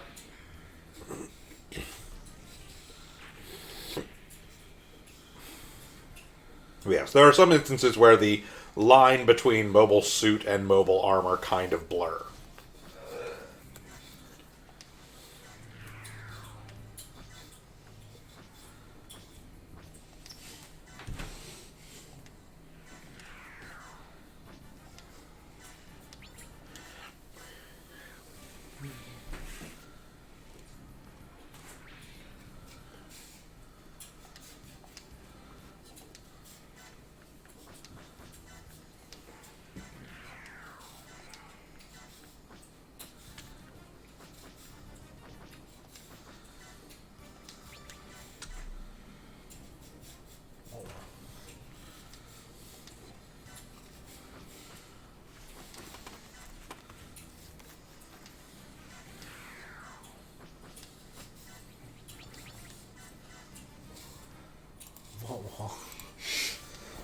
Come on, Char.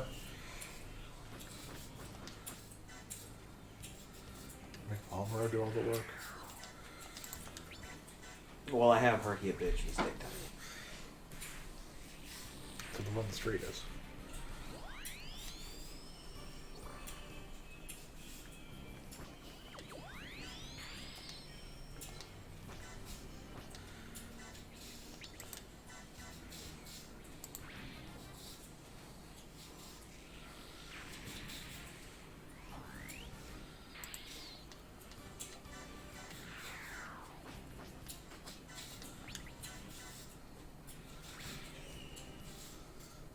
Come on, Amuro. Get him with the beam cannon.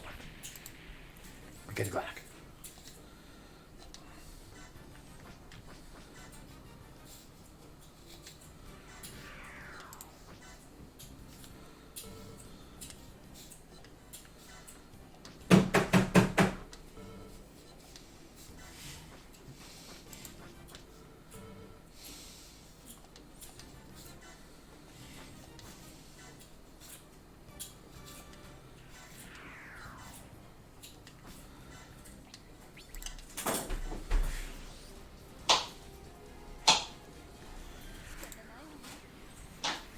Z2.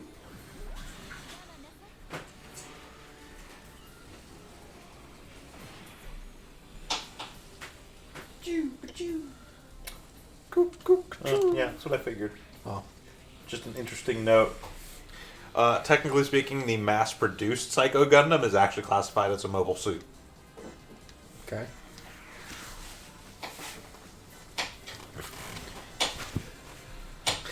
It is still a fucking colossal mobile suit, But a mobile suit nonetheless. but it is technically smaller than the regular Psycho Gundam. Regular Psycho Gundam, in its mobile suit form, is 40 meters tall, whereas the mass-produced is only 27 meters tall. Oh. Yeah, that's a bit shorter.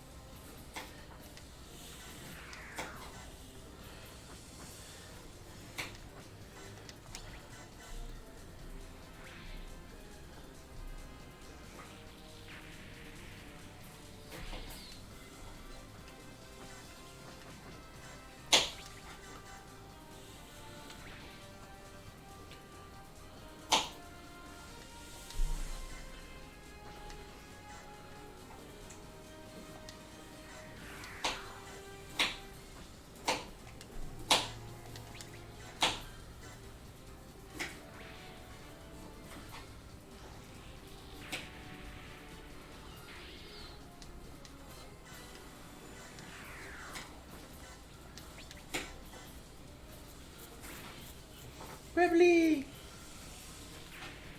Always liked the Quibbly design. That's not bad. Despite the fact that the anime has the shakes.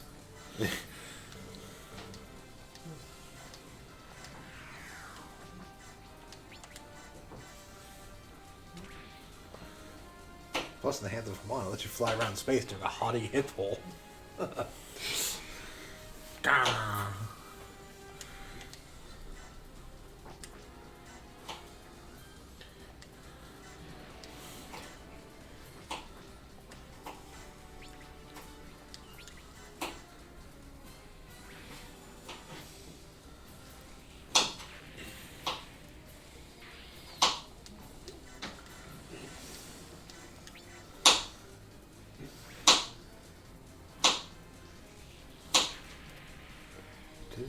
Right, so how are we doing actual unit clearing wise?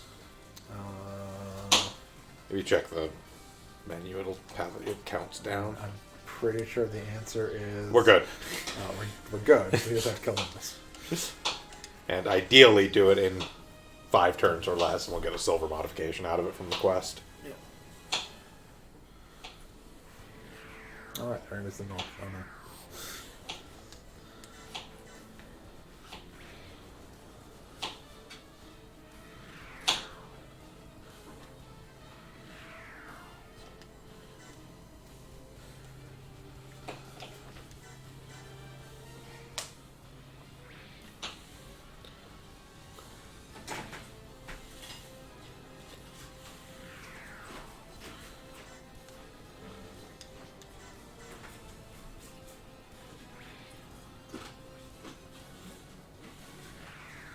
Oh, that was a mistake.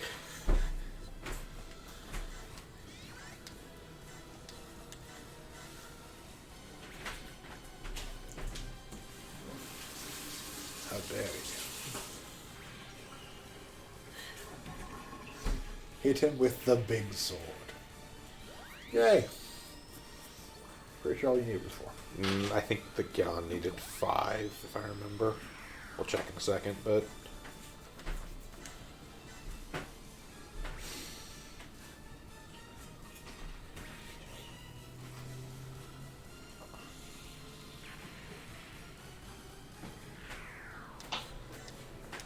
Sure, attack the Alpha Zora.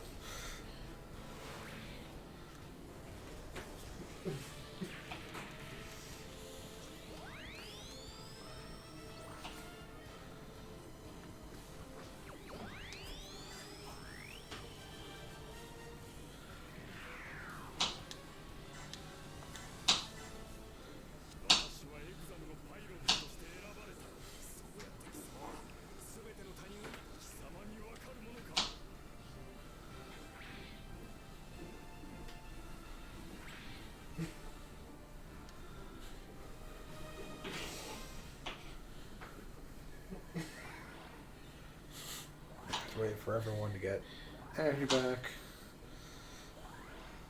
In some cases, HP.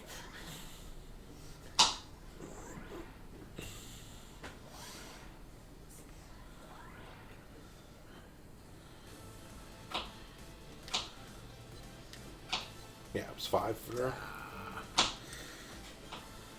That's fine, get us some more kills.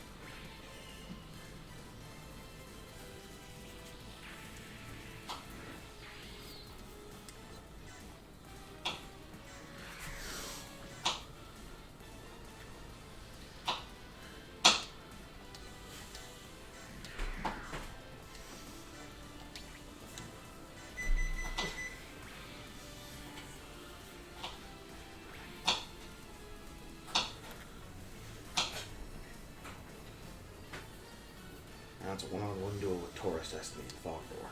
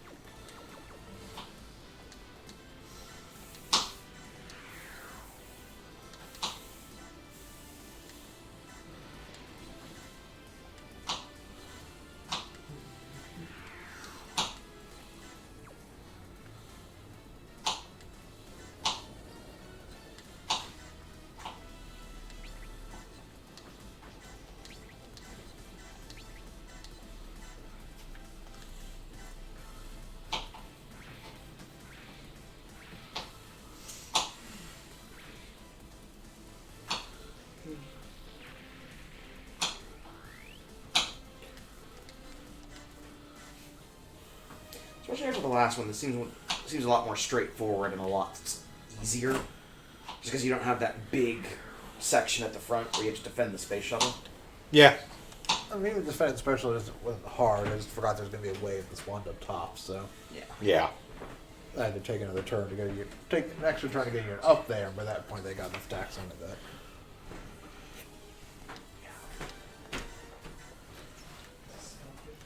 Looking black.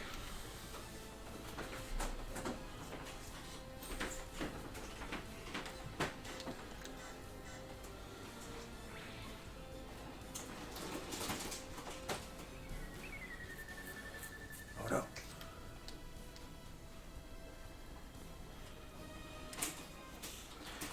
Let everybody regen some energy.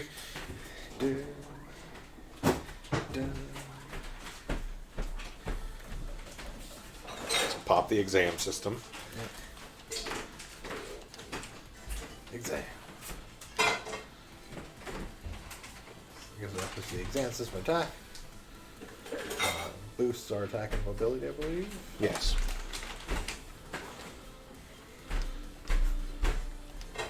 It essentially doubles the boosts you get from exam, because normally it's 10 and 20. Yeah.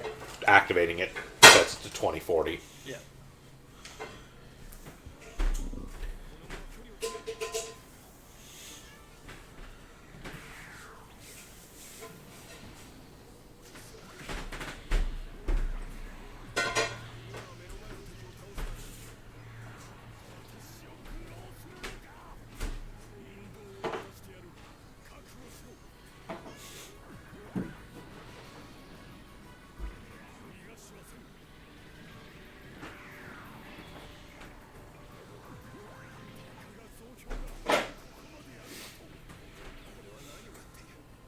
Now, granted, we may die next turn, so... Yeah, it's fine. We'll be fine. In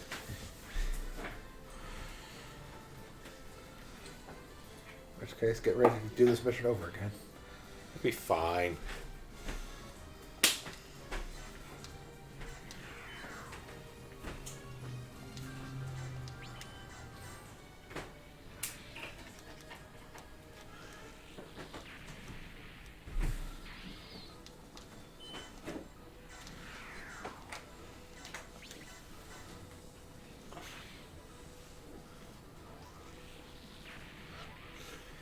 Yay! Yes, now we have enough for the Beyond Custom to upgrade into the Arjarja. Yep.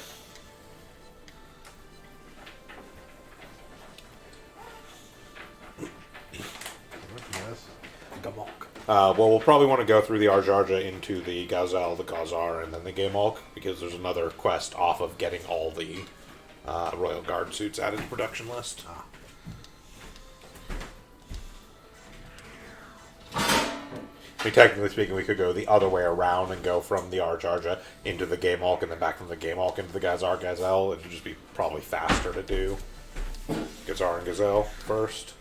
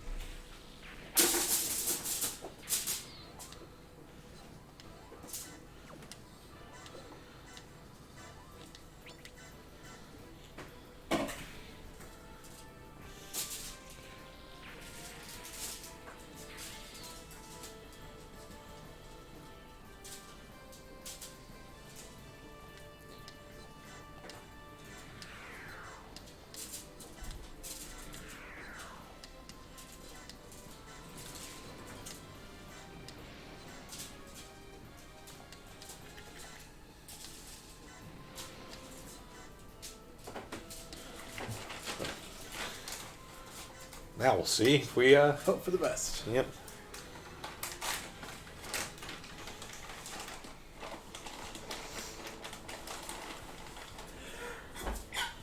We're going for evade, because it'll attack first. Yep. No. Nope.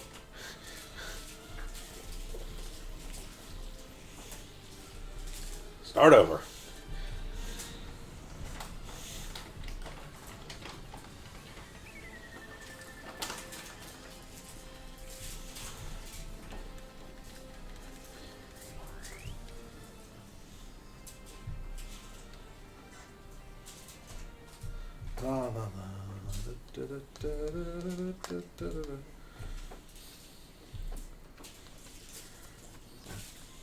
At least it starts us here. Yeah, no, it does checkpoint through the park.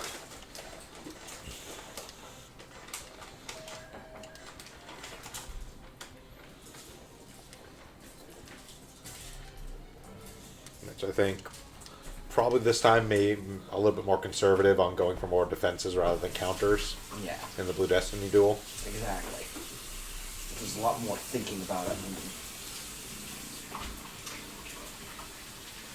Because we're looking for 5 turns, which you should still be able to get off of just attacks on our round, rather than having to get counters in as well.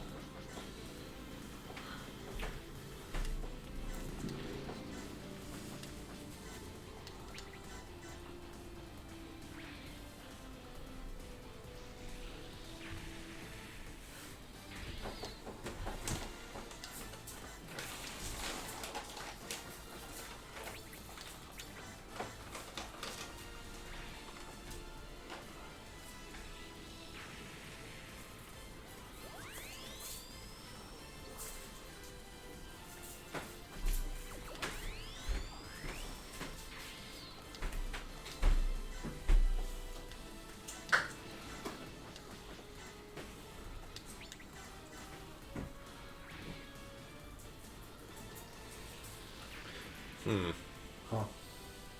I'm just trying to think. There's actually not a lot of multi-map missions in this game that actually have travel between the 2 maps. No, there's not many. Because we saw like a good number of them actually in 0079, but I think every one we've seen since 0079 has been completely separate maps, and there hasn't been like a transition between.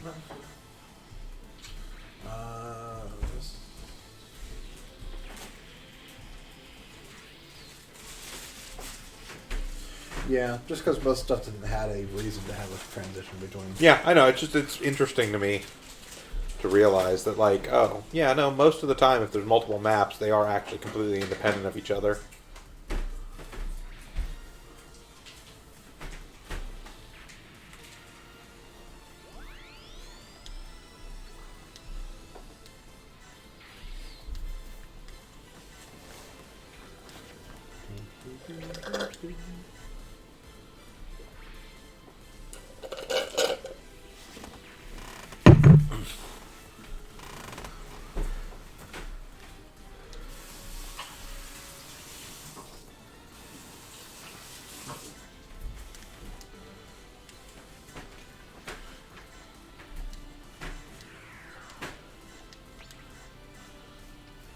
Large beam sword.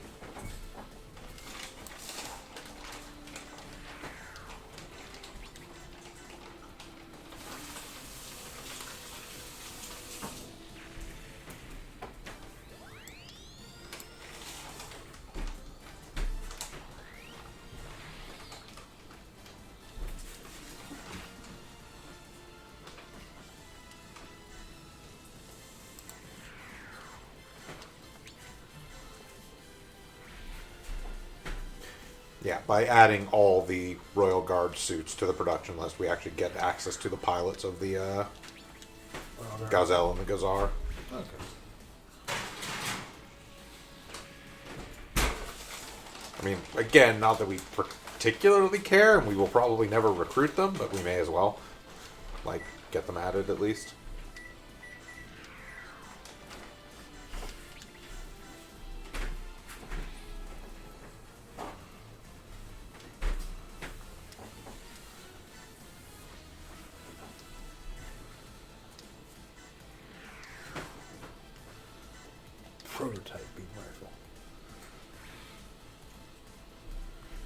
Yes, it's being wielded by a prototype unit, which therefore means the beam rifle must also be a prototype, apparently. Sound logic. Even though, if I'm remembering correctly, the beam rifle used by the Mark II is actually basically exactly the same as the beam rifle used by the 78, so... Oh, yeah. It's almost like they didn't need to reinvent the beam.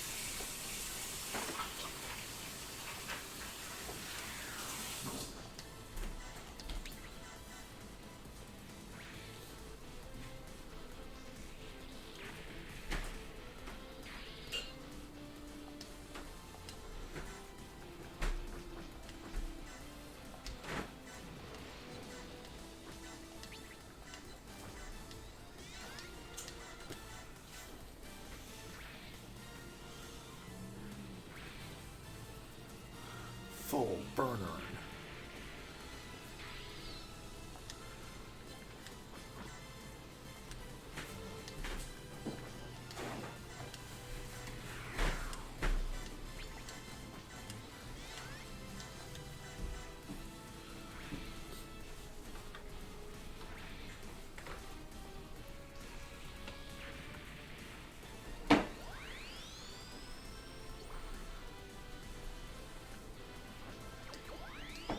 I think that's enough on the GPO one, because we were just pushing it into the GPO 3s. the 2, and then the O3 Stamen, and then the Rare Tetra. So yes, we are basically done with it.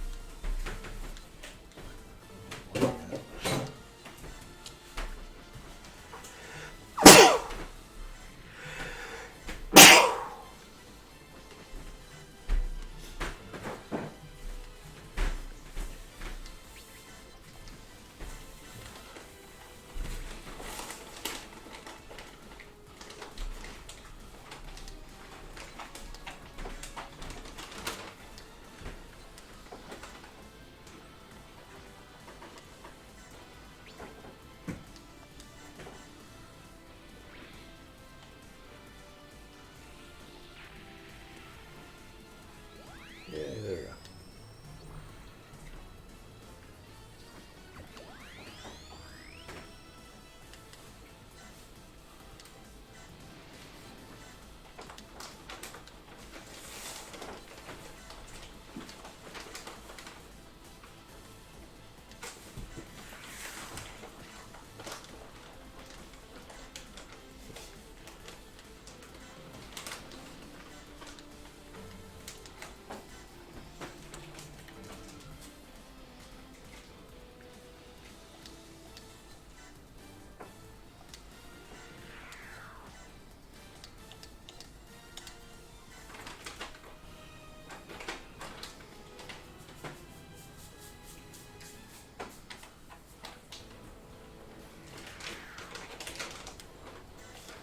That's a choice. Good choice. until the shooter was right there. Wouldn't have been much better. But Yeah, I mean, it still would have died, but...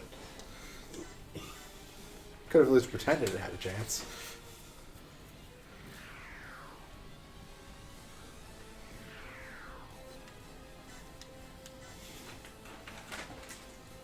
I mean, don't bother, they're not going to hit. They have a knife. I mean, I would counter them, but... I want to get the kill on the gun. fair enough. Yeah, level it up. XP on the gun. But yeah, it's like... defense support on Amuro in the Unicorn is never a thing which we will need to actually do. No.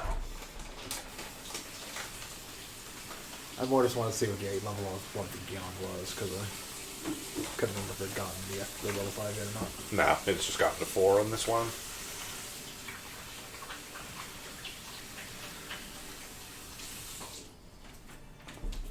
I respect your spirit, Rick Dom, if not your intelligence.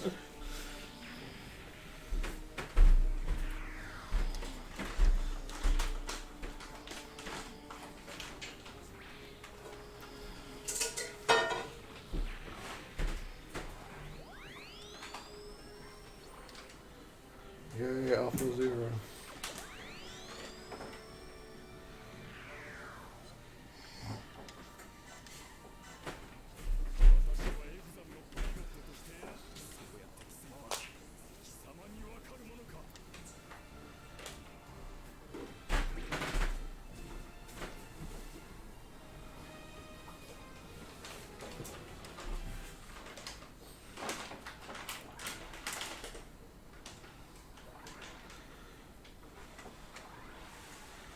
That one, and that one, that one, and so on and so forth.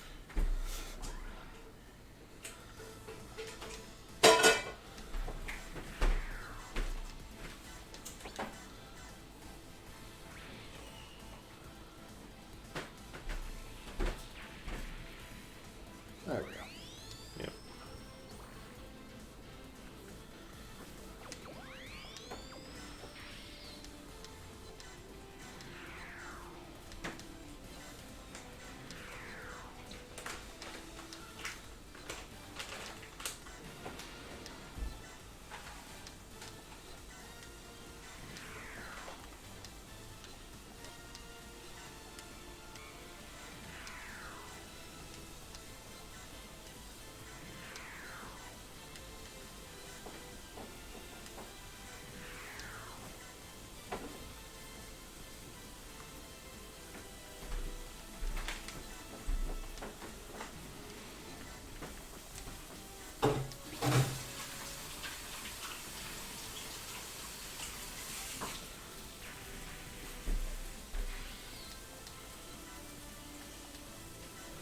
Hi guys.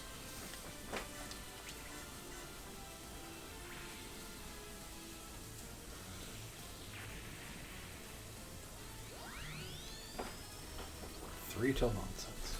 Yep.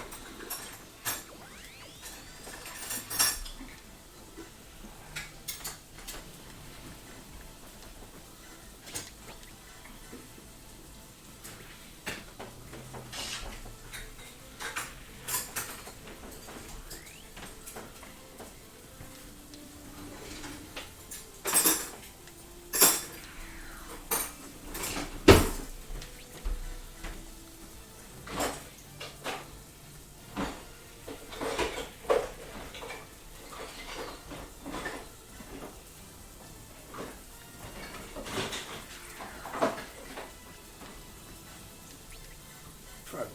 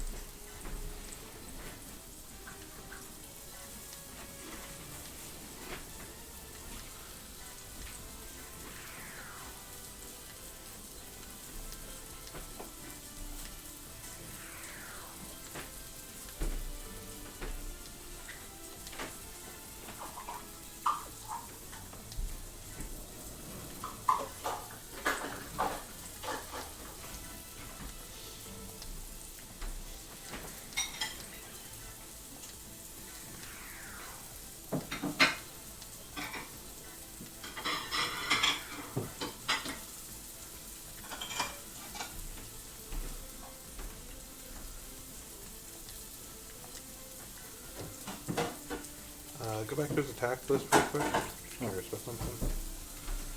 Okay, the wire missiles and the beam rifle Are the same. Before you attack with him, check the Unit 2 real quick. Okay, now it has the same range on its wire missiles. Yeah. So I was just thinking. I cannot outrange it. I was thinking if we could try and outrange him, but we Nope. cannot.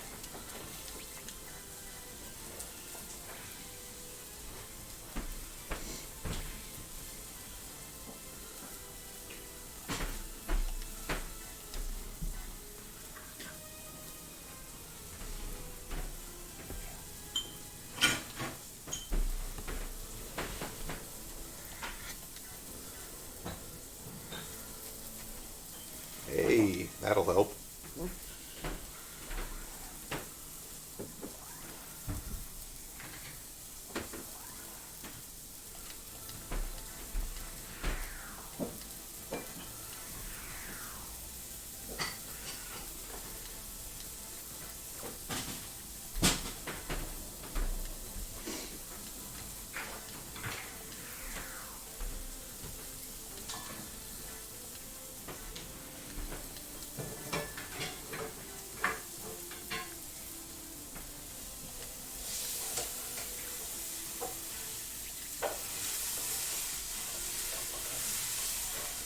Should be able to counter with a beam rifle.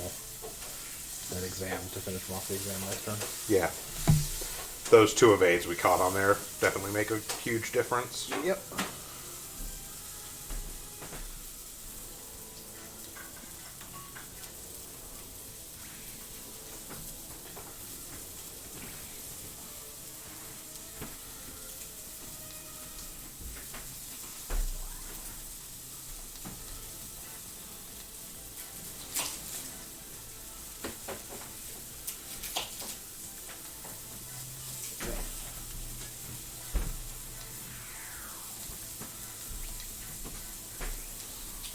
Fair.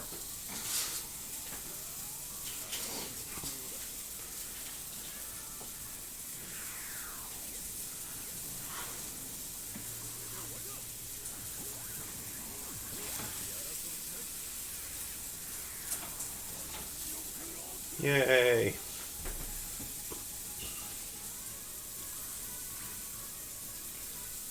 There we go.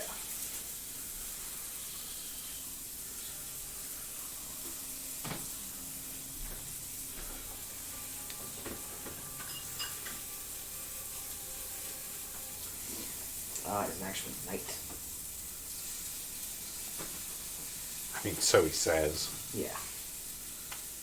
Not Xeon.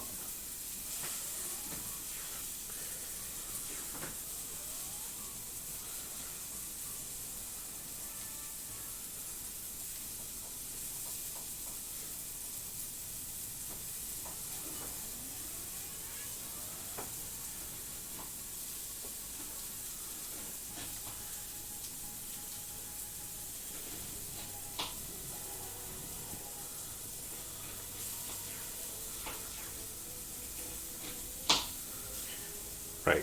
So now we need to have you also land the finishing blow on Nimbus there. Oh, now it's a... Yes, now we can transfer.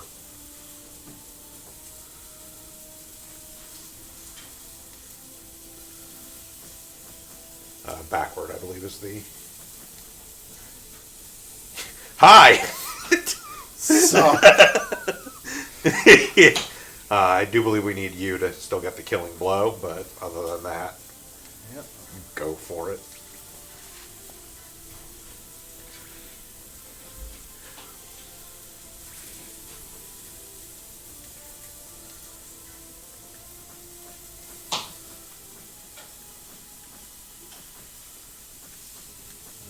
We got a team over here. I mean, there are still units on this side too, and we do still need to keep the cargo ship alive.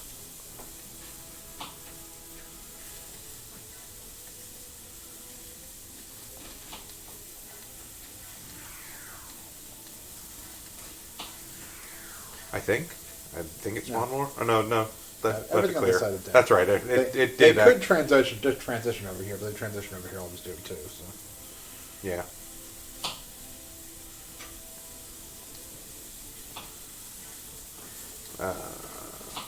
Yeah.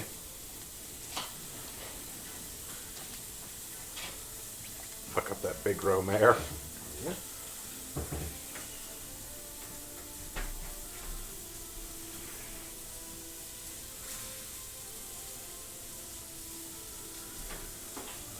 Thing that won't kill it.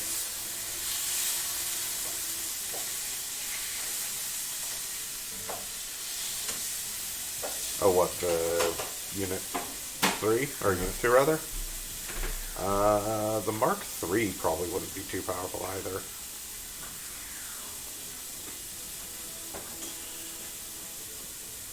Wherever we've got that thing kicking around. The Mark 3 is over here.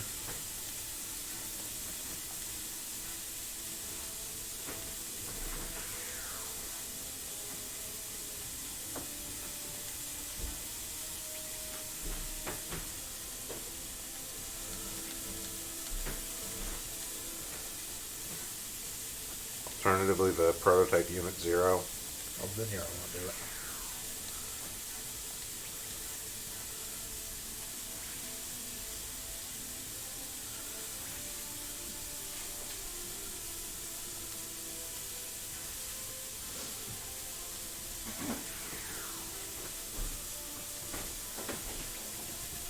It's a little bit too high, but I'm worried about killing it, so I'm just going to have him do both hits. Yeah, fair enough.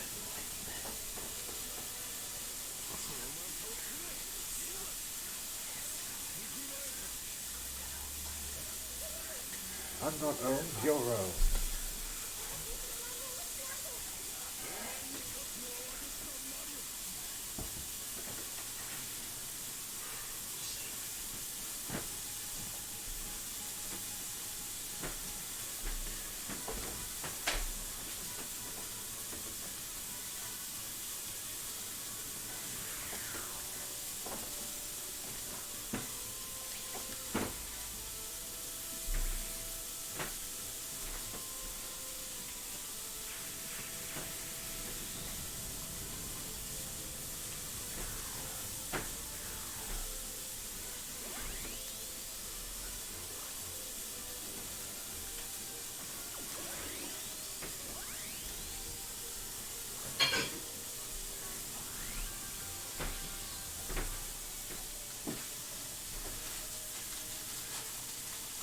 We took the sealant off. Oh, right, her. the thing's an offer.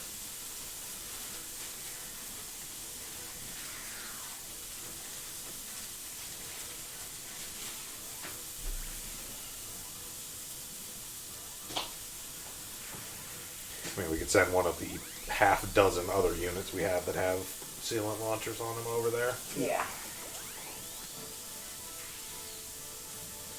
Like, honestly, I think we've got it on the Todesritter still, and that's got decent movement. I should still have it on until true.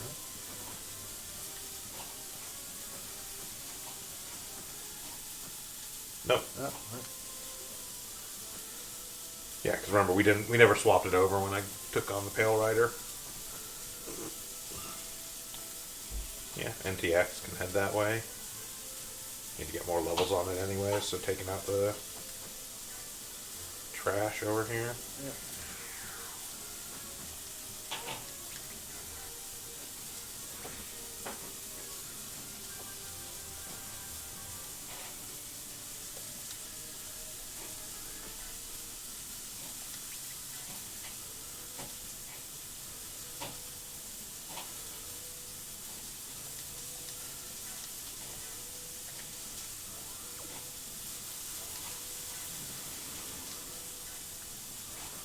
Hi guys.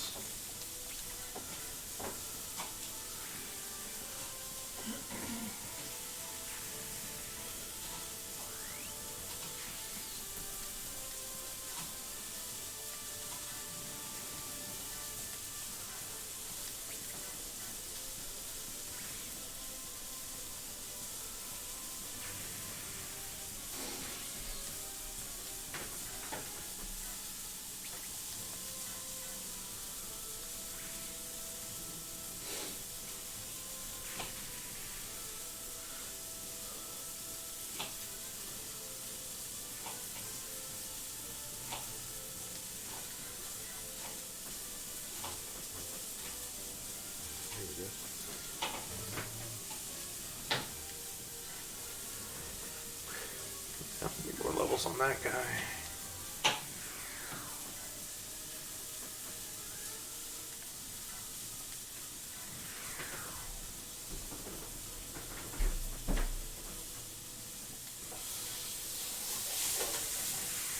Oh, thanks. It's fine.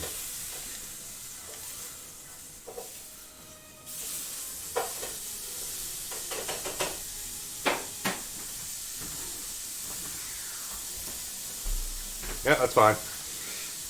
Yep.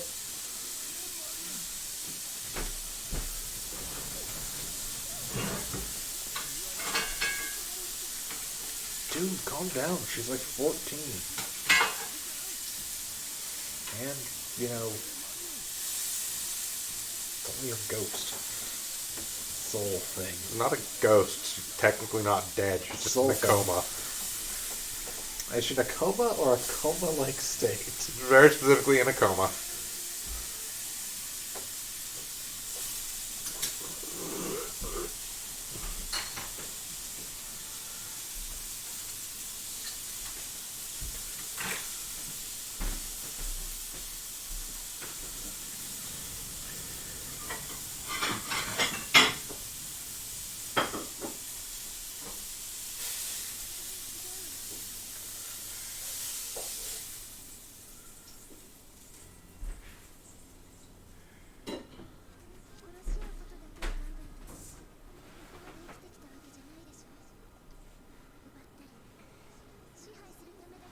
Yeah, sure.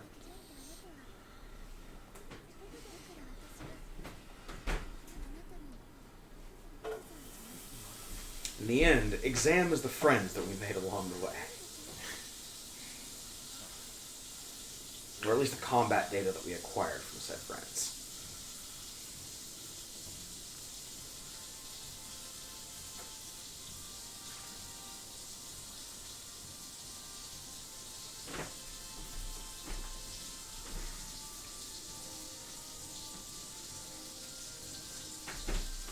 Cowards.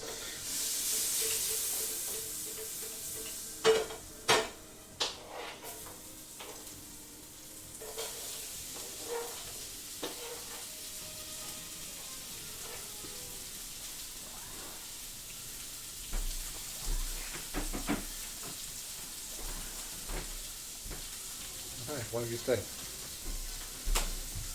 was gonna say. Not like he's going to survive significantly less time than the ones that fled to the other side of the battlefield. I was checking my phone!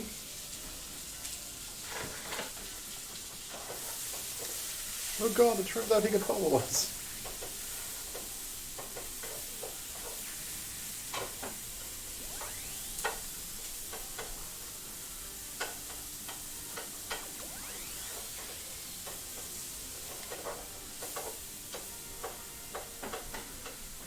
We can get Kess's Gyaradoga. Yeah, Doga. Yeah. Oh, Yagda, yeah. Or we can get the Psycho Doga or the Noiseel, but we are instead going for level 5 to get the Beta 0. Although the Psycho Doga may be entertaining as well. But we'll loop back around to that at some point.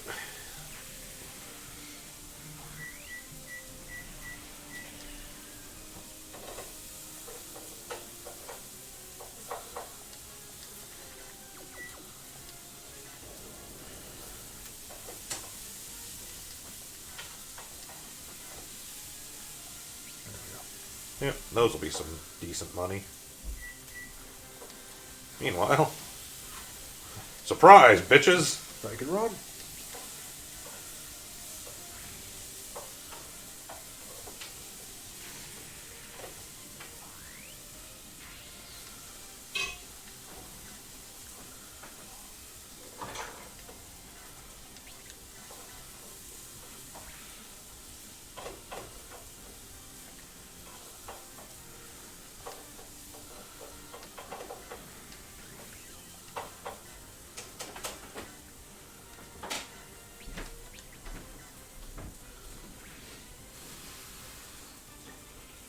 What level did we need the Zeta 2 at?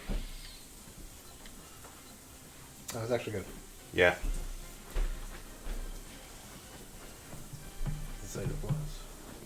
Yeah, we'll go to the regular Zeta and then loop off from there to various other things.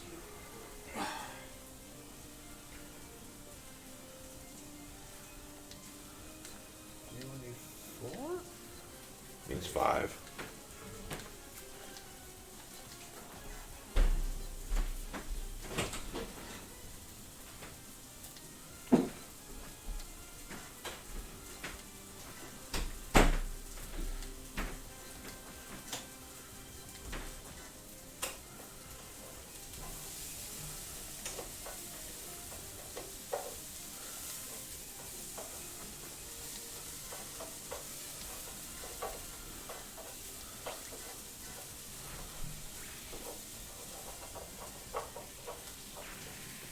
In this charade. Very much.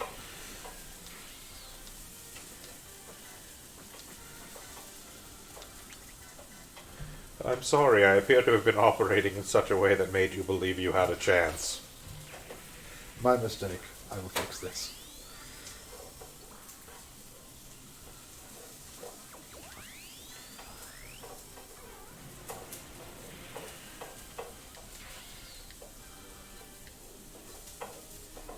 Oh, I needed 3. Yeah, I mean, we only ever needed 3 off of this, even though technically it's a downgrade to go from the Quinmantha to the Kshatriya.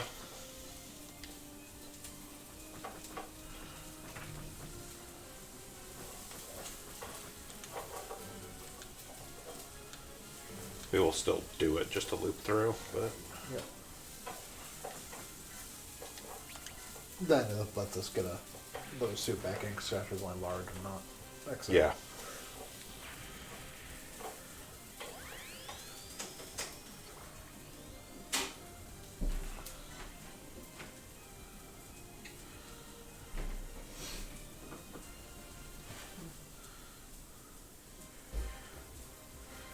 Completed. And thus wraps Blue up Destiny. Blue Destiny. And with some minor issues.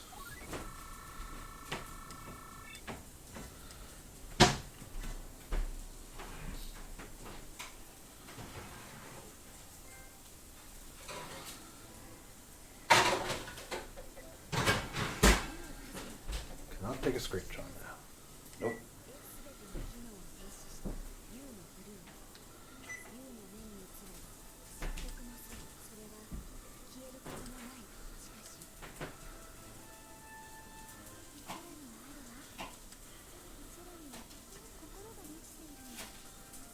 And dead. Full of the dead. Later on, there'll be a necromancer child.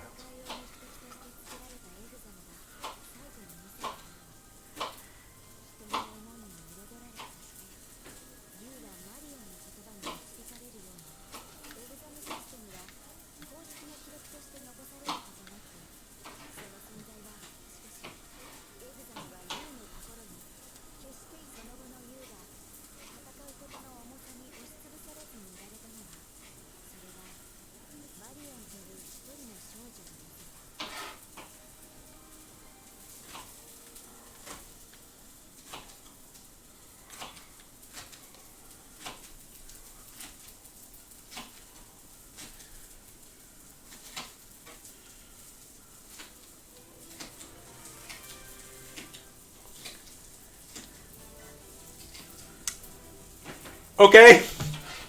Oh, the Alice system, apparently. Yeah, it's a silver upgrade, but yeah. Alright, thematically appropriate at least. Alright. Well, that is going to do it for us for today. Thank you all for joining us again for another Super... sorry, not Super Robots. SD Gundam G Gen Genesis stream.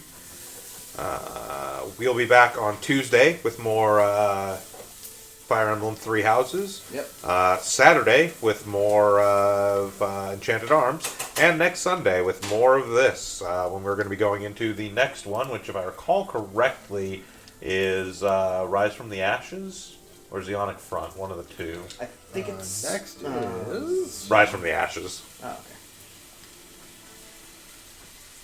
Yep. So we'll see Rise from the Ashes next time. Thank you all again for joining us. I've been Bog Rider Josh. I've been Shiv. And I've been the Krampus. Have a good one, everyone.